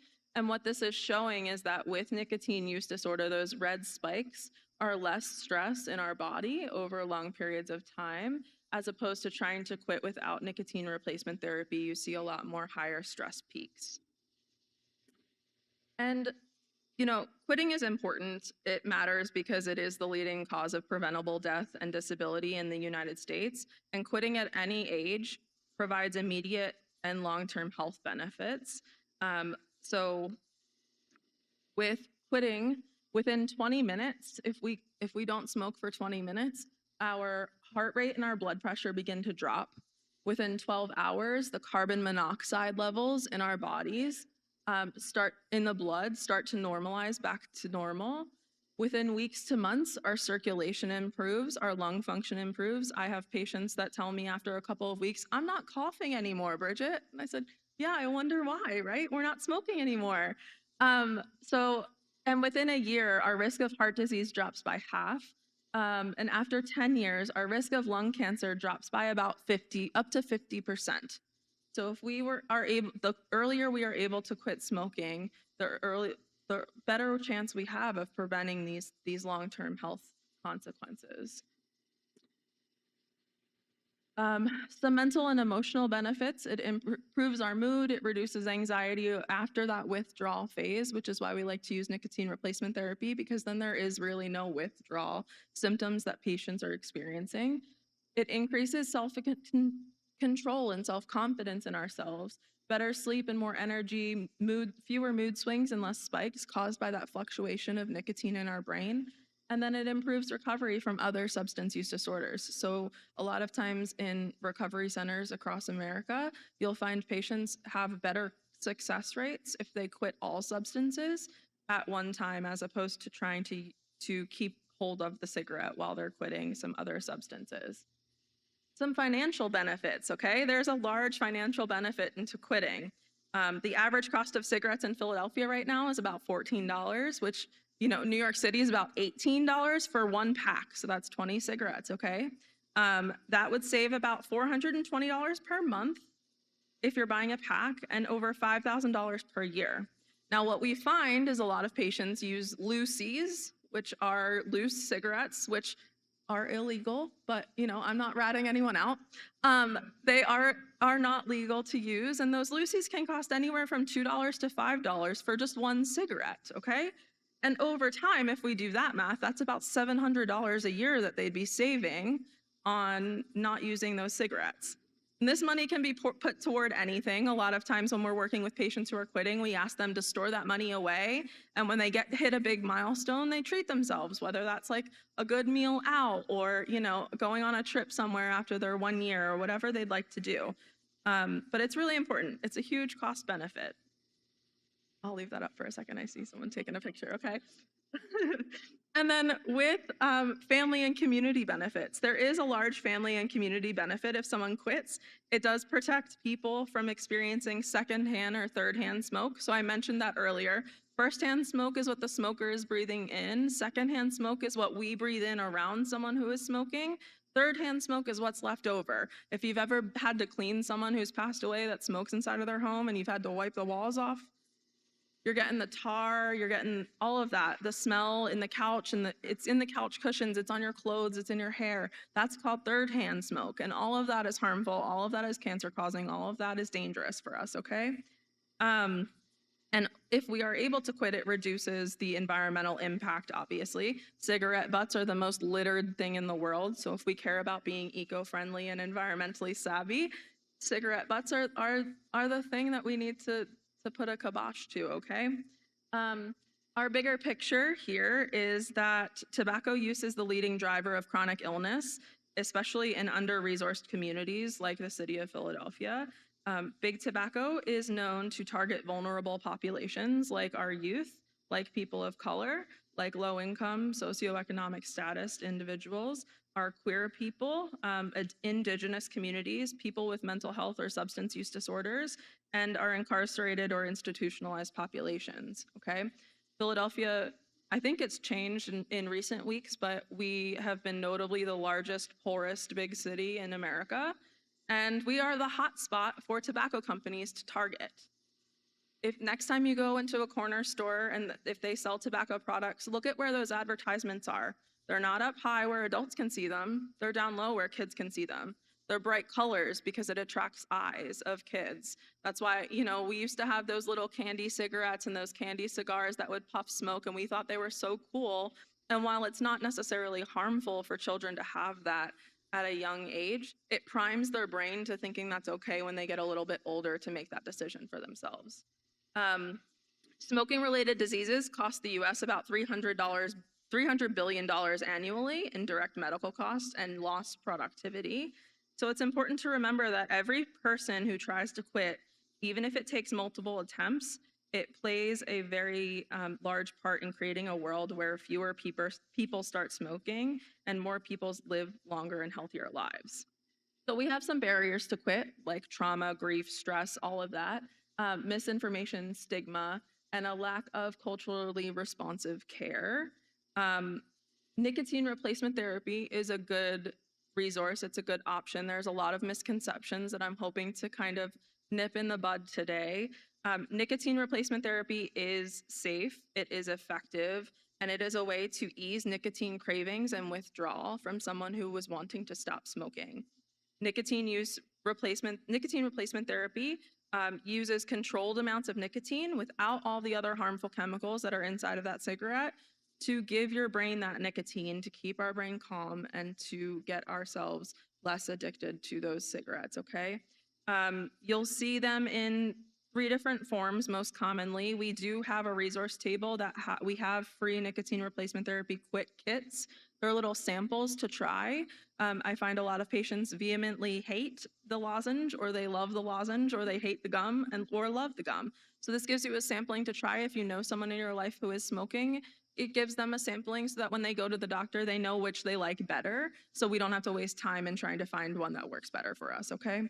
But you'll see them in the patch, the gum, and the lozenge. They're kind of on the screen here today. The patch you wear like a Band-Aid, the gum you chew a little bit until it gets soft, and then you park it, and it gets absorbed through our bloodstream like our mucous membranes in our mouth. And the lozenge works like a mint. You roll it around in your mouth until it's dissolved. And over time, you know, it does help. We kind of call it the training wheels of the nicotine, of the quitting the nicotine. It gives our body the ability to quit and to decrease that stress in our body while giving ourselves, our brain, you know, some options to try. Nicotine replacement therapy, there are also medication options. They're not always available for everyone, but I do like to talk about them. Varenicline is a medication that you take. You take a couple of pills and then you start on it. You can stay on that for up to 6 months to a year. And that medication works by telling your brain that the dopamine doesn't hit our brain when we're smoking anymore. It changes the taste of the cigarette or anything that you have with the cigarette. A lot of my patients, if they have their cup of coffee and their cigarette in the morning, they don't like their coffee anymore in the morning, which is really sad because I'm a coffee drinker too, and I understand that, but it changes the way that our brain interacts with the chemicals that are coming from the cigarette, and we don't like it anymore. And then bupropion as well. Some other methods are quitting cold turkey, which we know success rates are lower, but some people do succeed that way. So I always like to mention that it is an option. It's not the most effective, but it is an option still. Gradual reduction or tapering and behavioral support. So with a quit coach, if you call the 1-800-QUIT-NOW number, you get to meet, there we go, you get to meet with people. They are trained tobacco treatment specialists, and they are able to assist you in quitting. It is a tailored program, it's individualized. I don't have any patient that quits the same way. If they'd like to reduce their rate, then we start by saying, okay, can you take 1 cigarette away every day? We meet again, let's try another one. And over time, we'll gradually decrease if that's the only thing they're willing to do. You can still see benefits that way. Harm reduction is a real thing and it works really well. So we like to do that as best as possible. So you can call the Quit Now number. You can also text. There's a text line. This website will take you to it as well. It offers with trained quit coaches, there's English or Spanish. They're available 24/7. So at the health centers, we only operate during business hours, but if you work a night shift and you are only available in a certain period of time, it's available for you. And you have up to 5 free calls, but unlimited calls in. So you can call whenever you're struggling and they'll be able to help you. It's a state-funded program and it is free for the state of Pennsylvania residents. So I urge and challenge you all to use it. And then there's some other specialty quit line programs like a pregnancy protocol, a youth protocol for youth specifically who might be vaping or using tobacco, and then an incentive program for menthol users. Menthol users is predominantly used in communities of color, is predominantly the main folks that use menthol cigarettes. And there's some genetic markers with that as well. Most people of color have a CYP2A6 or a CYP26 gene, and that gene makes you more inclined to be addicted to menthol. So they push that in communities of color where that gene is commonly most found. But I said a lot, I talked a lot. There's a link, a QR code to our website at the City of Philadelphia.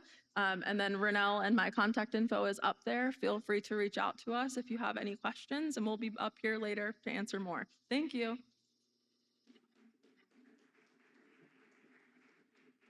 Again, at the conclusion of our program, we'll have question and answer session. We heard a little bit about how much it costs to smoke, but let's talk a little bit about, financial health navigation. And to help us with that, we have Ms. Yolanda Hildenbrand, who's going to help us do that. Ms. Hildenbrand earned her Master of Science in Social Work at Spalding University in Louisville, Kentucky. She is a licensed clinical social worker and currently working at the Norton Cancer Institute Behavior Oncology Division, which is part of Norton Healthcare in Louisville, Kentucky. In Ms. Hildebrand's 19 years, she has been a passionate advocate for the treatment of her patients, both in terms of behavior, mentally, and emotional disorders. Ms. Hildebrand, thank you very much.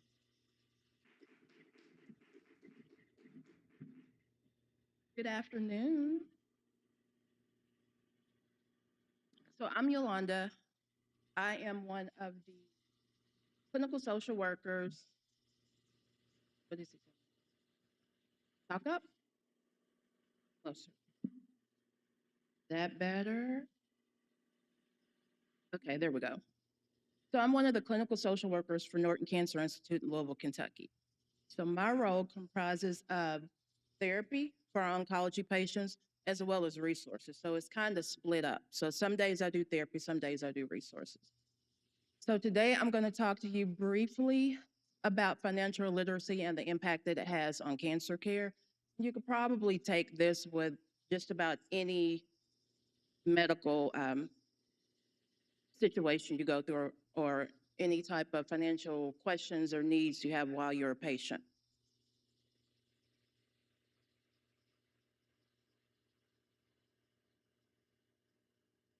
Okay, I'm going to take this off because I got to move around. I can't see.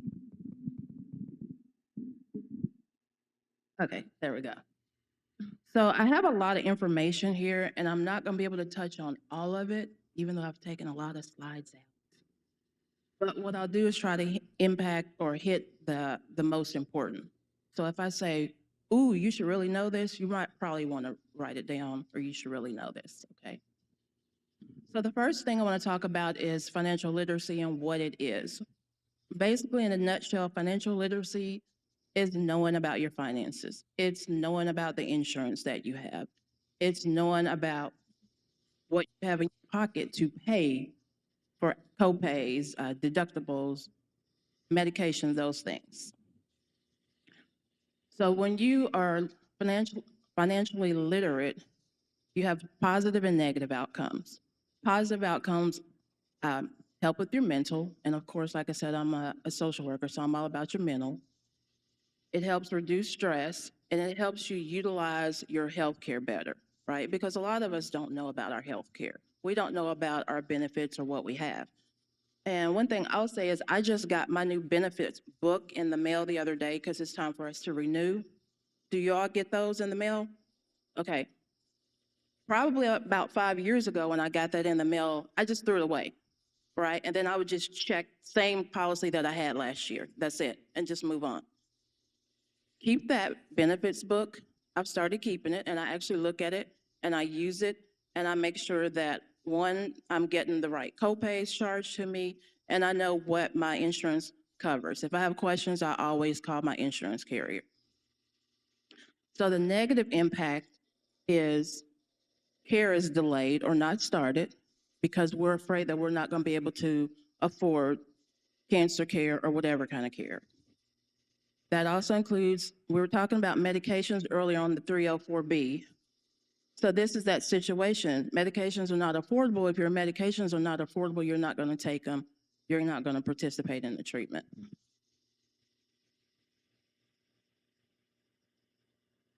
So now this leads me to financial toxicity. And basically what financial toxicity is not knowing how to manage your money, right? Not knowing what your insurance pays for and what your insurance does not pay for. I'm not going to go through all that because it's a lot, but I just pretty much summed it up. But I do want to get to the out-of-pocket cost, right? Because it tends to go up. So it shows in 2010, it was $1,800 out of pocket. In 2020, it was $2,900 out of pocket. So now it's 2025. What do you think it is? Yeah, 5,000 to 6,000 easily. Okay. So one thing that we're noticing is that the insurance companies, your premiums are going up, and they're diverting more of the cost to you.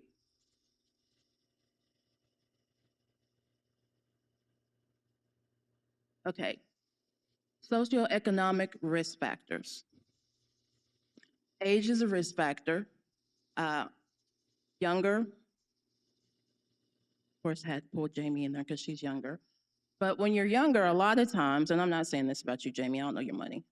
But when you're younger, we don't have things say, we don't have money put away. We feel like we are living, we're having our best life. We're not worried about getting cancer. We're not worried about paying for cancer. So it becomes a shock. Older survivors of cancer are vulnerable because cancer takes away from a lot from them. Their physical, their emotional, their mental. It disrupts things. It disrupts work and education. Sometimes it disrupts their social life. Okay, so those are some reasons why they won't get treatment. Also, income, race, and ethnicity, geographic location, employment. That's another thing I want to say. Make sure you know what your employer does to help you cancer-wise. And I'm not talking about your actual insurance now. I'm talking about, you know, where we work, there's like a pool of money. So if we get sick with pretty much any type of medical diagnosis and we can't work for a while, we have a pool of money that's going to go in and help us pay bills and sometimes pay for prescriptions or whatever. So check with your employer if you're still working, just to make sure, okay? And the other thing, health insurance. I meant to get to that. A lot of cancer patients are underinsured, right? And it gets to the point where I've noticed a lot of our Medicare patients have Medicare Part A, but don't have Medicare Part B, right? Anybody in the room have Medicare Part A and don't have Medicare Part B? Okay, I'm gonna talk to you afterwards. Okay, I'm gonna talk to you afterwards. But it's important to not be underinsured because that also keeps patients from getting care because it's almost really unaffordable when you don't have the right insurance. So additional risk factors. You find out you have cancer, you delay treatment because you just can't believe that you have cancer, right? So then it's an advanced stage, which is more expensive. So now you're piling the money on. It may require chemotherapy or radiation, whereas prior it didn't, but we waited, so again, the stage advanced. Or if you're someone with comorbidities, high blood pressure, you know, diabetes, what have you, and you still delayed. So another risk factor is households, right? So in certain households, the moneymaker of the household, right? If the moneymaker of the household gets cancer, it's going to drop bills paid in the household for the most part, unless you're financially stable with everything.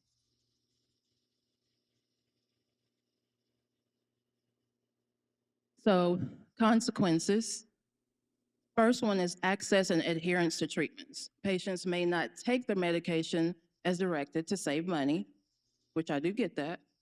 I mean, you got to eat, you got to live in your house. So sometimes patients choose to pay their rent or their mortgage instead of getting that medication. Okay, quality of life and quality of care. So lower quality, patients might experience a lower quality of life, including poor physical and mental health, be unsatisfied with social aspects of their life, relationships, because they're worrying about reoccurrence of cancer.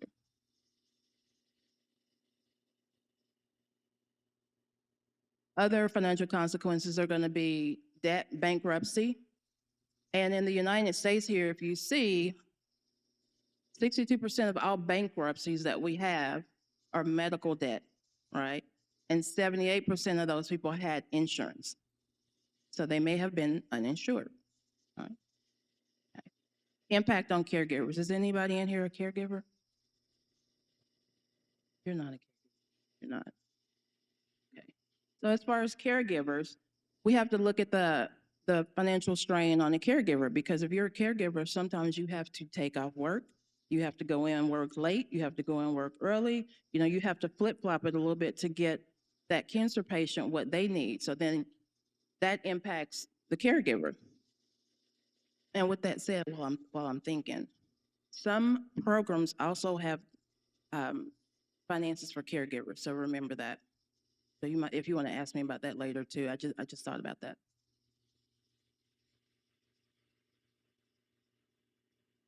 Okay, so here's some interventions to help reduce financial toxicity. And a lot of this has already been said today. The financial navigator, being financially literate, which is, we're learning right now because I'm up here talking about it, so you're already ahead of the game. Price transparency. A lot of people don't know that you can ask your hospital to tell you how much this is going to cost. You can ask them how much your insurance is contracted to pay for this so that you know. Also, there's value-based. So our hospital with the value-based, they'll tell you how much. They'll even work out something with you, of course, if you're paying cash for it. And some patients do have the cash to pay, so they get a lower rate. And then, of course, we have to keep with health insurance reform to help bring the cost down of cancer care and any other type medical care that we need. And then there is a psychosocial intervention, because when you have cancer, you're already struggling with having cancer, but then you're also having that mental breakdown. And when you have that mental breakdown, sometimes you can't work. You know, you can't do a lot of things you did because you're depressed or you're anxious.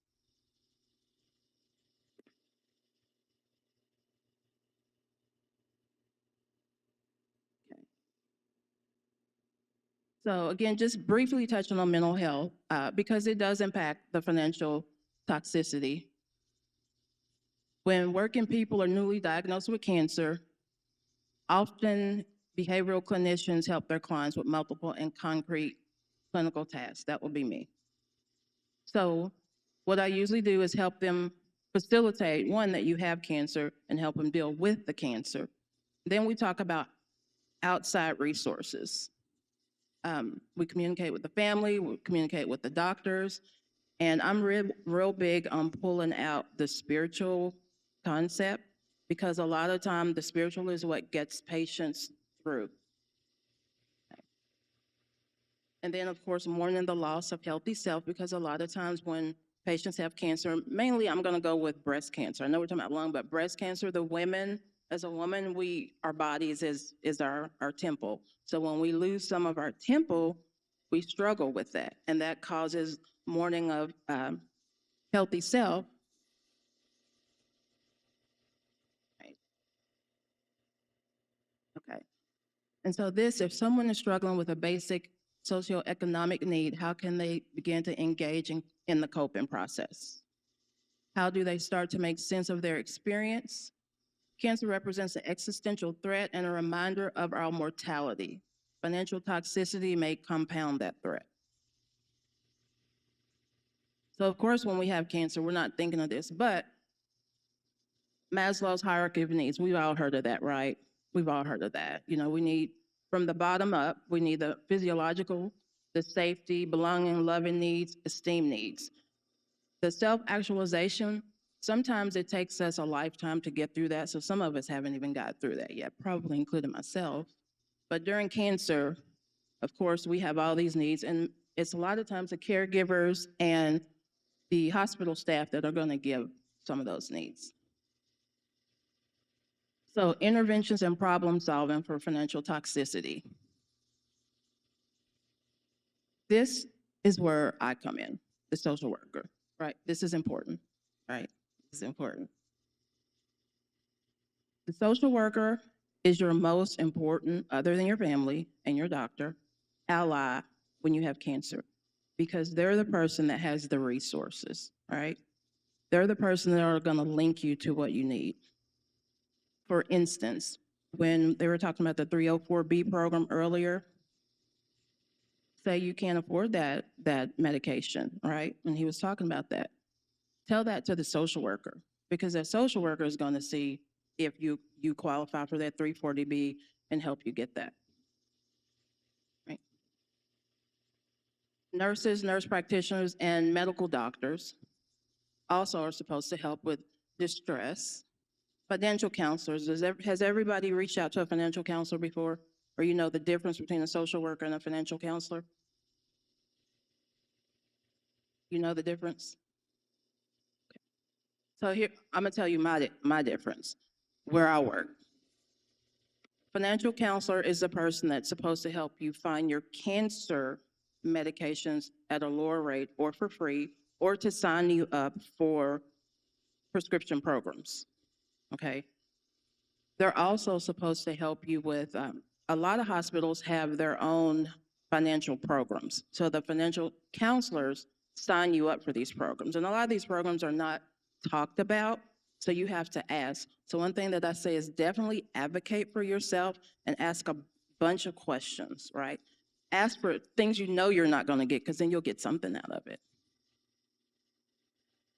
And then, of course, your physician secretary, and a lot of people don't know that that person is the person that completes your FMLA paperwork. That person also has grants that you can apply for. Like, a lot of people don't know that, you know, because the doctors get grants, and the secretary is the person that handles the grants that the doctors get. So I've already talked about the hospital assistance program, but did a lot of people in here know about their hospital assistance programs? Nope. Okay. So whenever you go in the hospital, if you feel that your bill is going to be too much, ask them what type of programs do they have. Ask them about indigent programs. Ask them about grant programs. And then this is just without common referrals. And these are actually very helpful to our cancer patients. When you're going to chemo and radiation, you're not working. So you're unable to pay your rent, your gas, your mortgage sometimes. You can't bring food in the house. You don't have boots and you're not able to eat. So one thing that we do is we find money in the community, but also our social work team, we partnered with some outside agencies in our community. So we're able to help pay bills and help pay for some lower cost prescriptions, which is why I said it's important that you reach out to social workers. It's very important. Other things is applying for Social Security disability insurance. Anybody in here apply for that during cancer? Nope. So that's another one. And what they have is a program called Compassionate Allowance. So take this information back to someone else that you know that may have cancer, is that they can apply for Social Security disability insurance Compassionate Allowance. And what that does is like an expedited Social Security application. Gets approved in 30 days or less. And it's certain cancer diagnoses that are automatically approved with that. So that'll help also with the financial difficulties.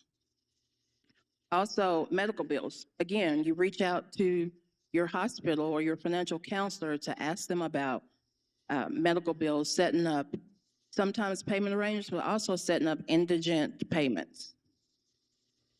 Transportation, that's a big one. Where we are is transportation. People can't get to and from. We have grants for transportation that come in. A lot of hospitals have grants, but you have to ask. As a matter of fact, people hadn't asked so much. We have a ton of money left over from grants. So you have to ask because there is money. Even with everything going on right now, there's still money within the hospital settings. Current housing. Now, a lot of times as a social worker, I'll get a referral and they'll say, this person needs housing, they don't have anywhere to live. I'm gonna be honest, I can't find you a house or an apartment, but I can find you some money for you to find an apartment, and I can get you a down payment, and I can get you first month's rent, those type things. So believe it or not, your hospital social workers can do that to help lessen your financial stress. These are some resources. I didn't put a whole bunch of resources in for Philadelphia because your hospitals have certain grants, certain programs. So I didn't want to just assume or pick certain hospitals. So then I want you to think I was thinking one was better than the other. But these right here have been very instrumental in helping my patients.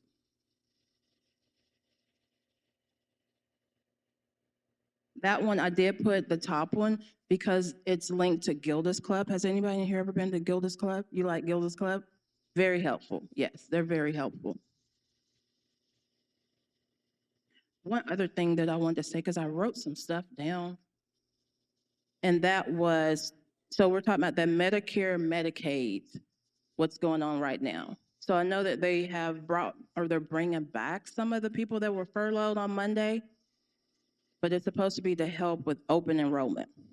So what I want to say about that is if you're someone that's, or you know someone that's in the middle of treatment and all of a sudden they don't have insurance, reach out to the hospital for programs that they have. Also, reach out to the public universities because a lot of times the universities have programs. Like where I live, University of Louisville has a program. If you can't afford your cancer care, they say, don't worry about it, we got you, and they really do, because they have money from state and federal funds that they use to help pay for cancer care. So in a nutshell, I think that's it. If you have questions, please stop and ask me, because like I said, I had to roll through this, but I'll be here to answer anything that you have. Thank you very much, Donna. Thank you. Just come up to 10 feet. Let's have everybody else, Donna, William, Bridget, and let's bring up Dr. Flano, if you don't mind coming up even, sir. Just to handle a few, we only have a few minutes in order to handle some questions. So we'll try to move things along with that. Well, folks are coming up. You know, William, we heard a couple times about navigators and things. So tell me, how does it work when we talk about navigator as far as financial navigation versus how do you guys work together? Do you come together working with somebody like in the social work side? Let's start off with you, and then how if a patient has a problem and how they work, you guys work together. Yes, sir. So as a navigator, our job is to be the connector. So if a patient come to us and just mention that, hey, I'm having this financial setback, do you know anything? That's one thing we would do, like, sure, like, let us connect you with our financial social workers or our financial team. They guide you in that direction. It's really like being a facilitator to all of these points, is just to make sure the patient gets to the right person with one phone call, because that's frustrating.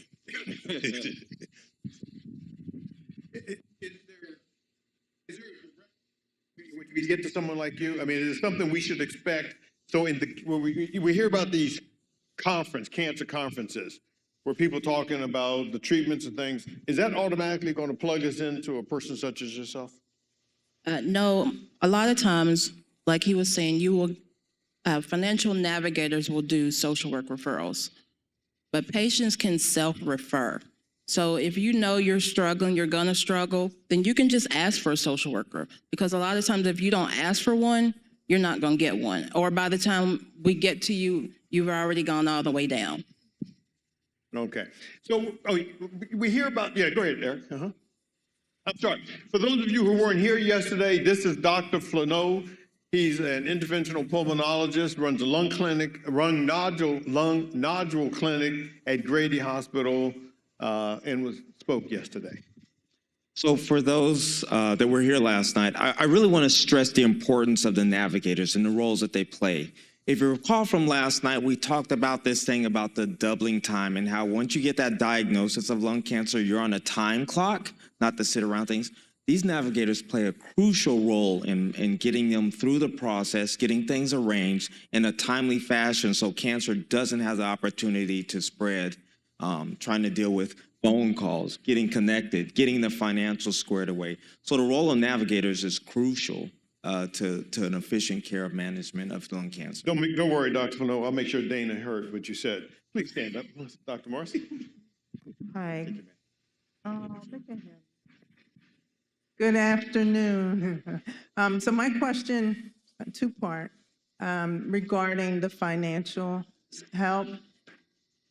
If you have health insurance, and we know health insurance doesn't cover everything, am I still eligible for financial support? So that's going to depend on your facility. We do have some grants that we get that are not income-based. So you have to ask for every grant. But no, that doesn't automatically exclude you because you have health insurance. Most of the patients that receive assistance from us have health insurance. And it's not Medicaid, it's like Medicare, it is commercial insurance. So it's a mixture. Yes, sir. You did ask us about Medicare Part B, but we're both retired, and she was retired from the government, but we are carrying on our government insurance with Blue Cross Blue Shield. So that's how we're covered with insurance. So you do have more than just Part A. Yeah. Okay, okay. That's pretty good. He said he's retired and they still carrying on. That's pretty good, man. I like that. Public health perspective. I am off the street and I want information on smoking today. Do I just walk into to your office, or do I have to be referred by a healthcare provider? So the city health centers, you have to be a patient to be seen. However, the state quit line that's available via the website or via the phone call, the 1-800-QUIT-NOW number, you don't have to be referred. You can self-refer yourself by giving them a call and getting connected. Tell us, Donna, from your perspective as the patient, if you have to go back now and tell that 30-year-old person, this is what you need to know, what is that point going to be? I'm sorry, can you repeat it? That if you go back in time to that 30-year-old person, 30-year-old Donna, and you're going to tell her something, what is it you want to tell her? Be proactive in your healthcare and not reactive. Don't wait for something to happen to live your best life. Don't wait for something to happen to, be more engaged in your healthcare. But just, be very proactive. Okay, we're going to take one last question. Then when we come back from that, I want each of you to give me a 30-second final comment after this last question.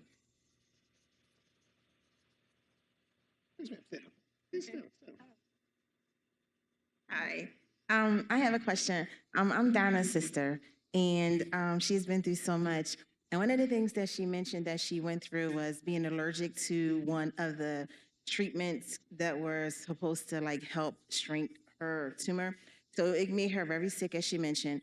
So if someone's allergic to medications such as chemo that can be life-saving treatment, are there any other options that would be available for her?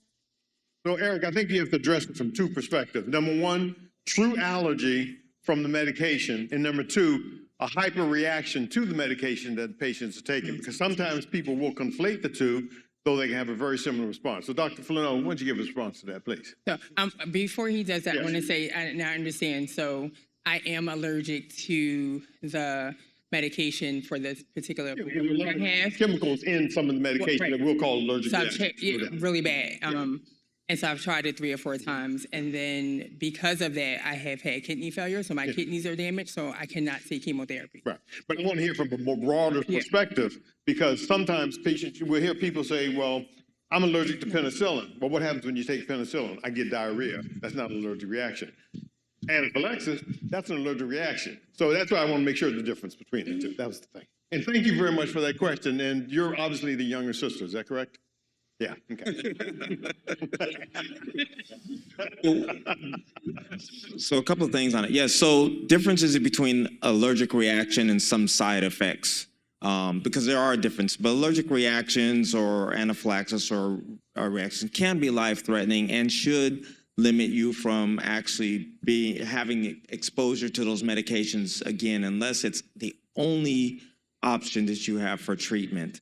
Side effects, a little bit different. If, and you watch one of the commercials during the evening news, and they'll go through like, it's almost they go through a list of side effects that is longer than the actual benefit of the drug. Is this, whatever else. Those are side effects, and they may limit you the comfort of being able to take it. The reality, though, is, and if you remember what Ms. Knox was talking about last night about biomarker testing and looking for other alternative therapies, there's about 35 to 38 new medications for lung cancer this year that we can get tested for to see if you can have those have a very targeted, specific improvement with your outcome, with your response, and it's individualized for your specific cancer. And with that, there's a lot less side effects, there's a lot less reactions to those. Some of them train your own immune system to help fight the cancer. The thing you have to realize is we have to be empowered to ask for those, right? We have to have the knowledge that they exist, that we ask for them, that we work through the system with the physicians, with the nurse practitioners you work with the navigators that can get these right, get you the people that can answer these questions, and so that the treatment is safe, efficient, and comes with good outcomes. And please do not confuse these reactions with people who talk about vaccine hesitancy because they're concerned about some of the products that are in these things. These are very well tested, very looked at. I was forced to ask, Ms. Knox wanted to ask something. She wouldn't let me go by. So please. She's an expert. I promise I'm gonna be quick. This is for Yolanda. I just want to know if the social workers are connected to the pharmaceutical companies to have access to some of the resources that they provide to patients when we can't afford medications and stuff like that, or is that something that we as patients have to take ownership on in terms of getting in touch with them? We are connected to some of them. The ones that come in the hospital and talk to us, we're connected to them. But it's always important as a patient that you self-advocate for that. So if you know you're getting a prescription for something, get on the website, go look at their website. A lot of them have patient advocacy. They also have applications to help you. Sometimes it doesn't matter what your income is. But yes, your social workers do have an in. All right, starting on this end, I want the 30-second take-home message. That's this end here. Oh, pass it down. We're giving you a break so you can catch your breath. Go ahead. 30 seconds. 30 seconds. Take home message, 30 seconds. Care about yourself. Ask questions. If you're unsure, ask again and ask for a breakdown. Get screened if you're a smoker. Make sure you follow up with your primary care doctor on your annuals and your biannual visits.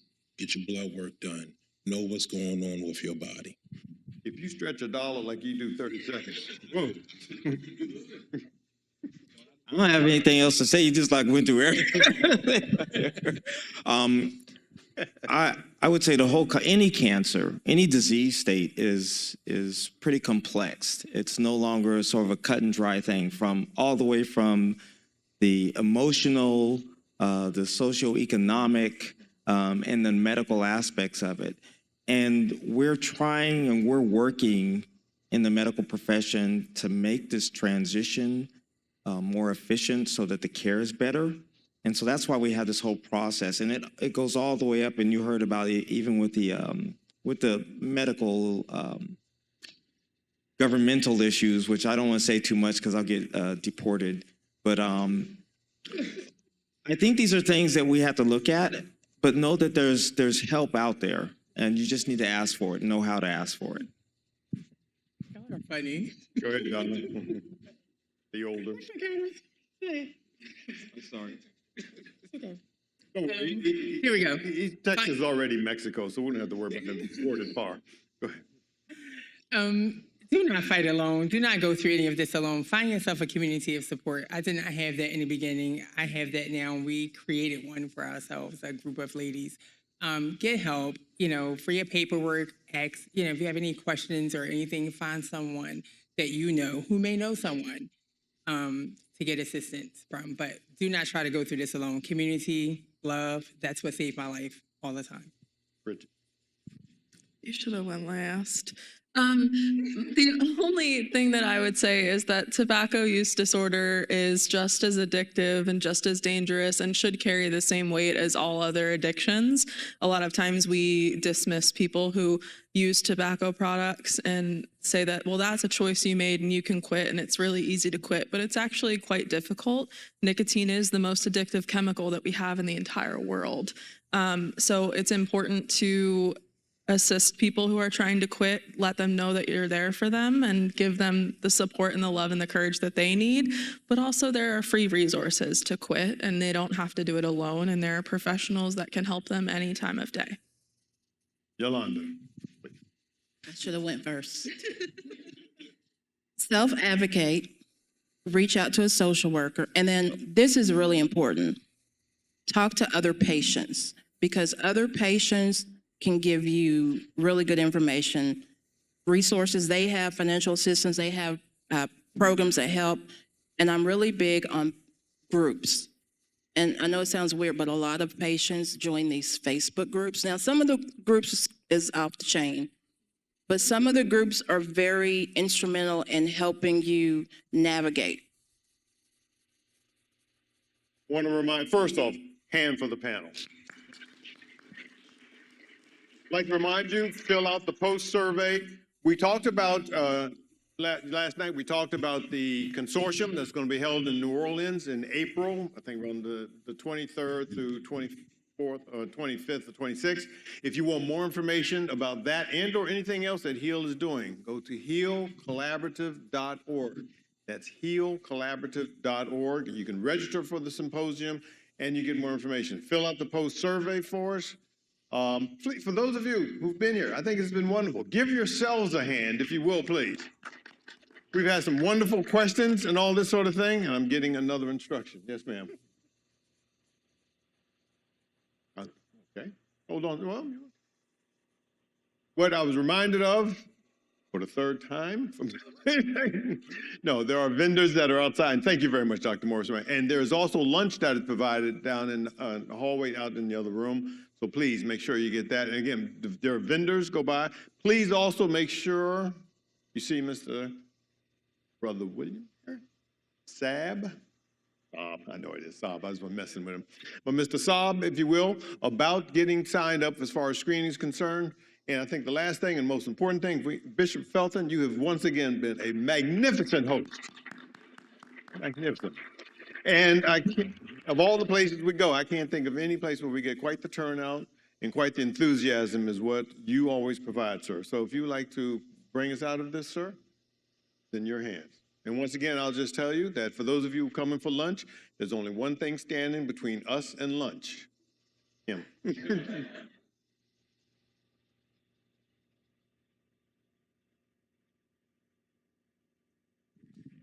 All right. Well, I'm not going to be standing for your lunch long. So thank you, Dr. Tuckson. We're always delighted to have you with us. We certainly appreciate the partnership that we've developed. Thank you, Dr. Charlotte Morris, for connecting Mount Airy with the HEAL Collaborative. And these panelists have done an outstanding job. Don't you think so? Let's give everyone a hand. So we have several events happening simultaneously today. We're planting 22 trees around.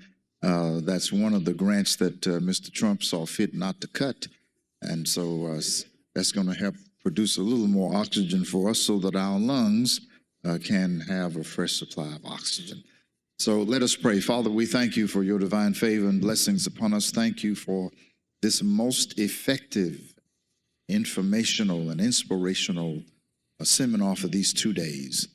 And may we use this information and share it with others to make our communities a better place. May you bless our food and fellowship together in Christ's name. Amen. Thank you for coming.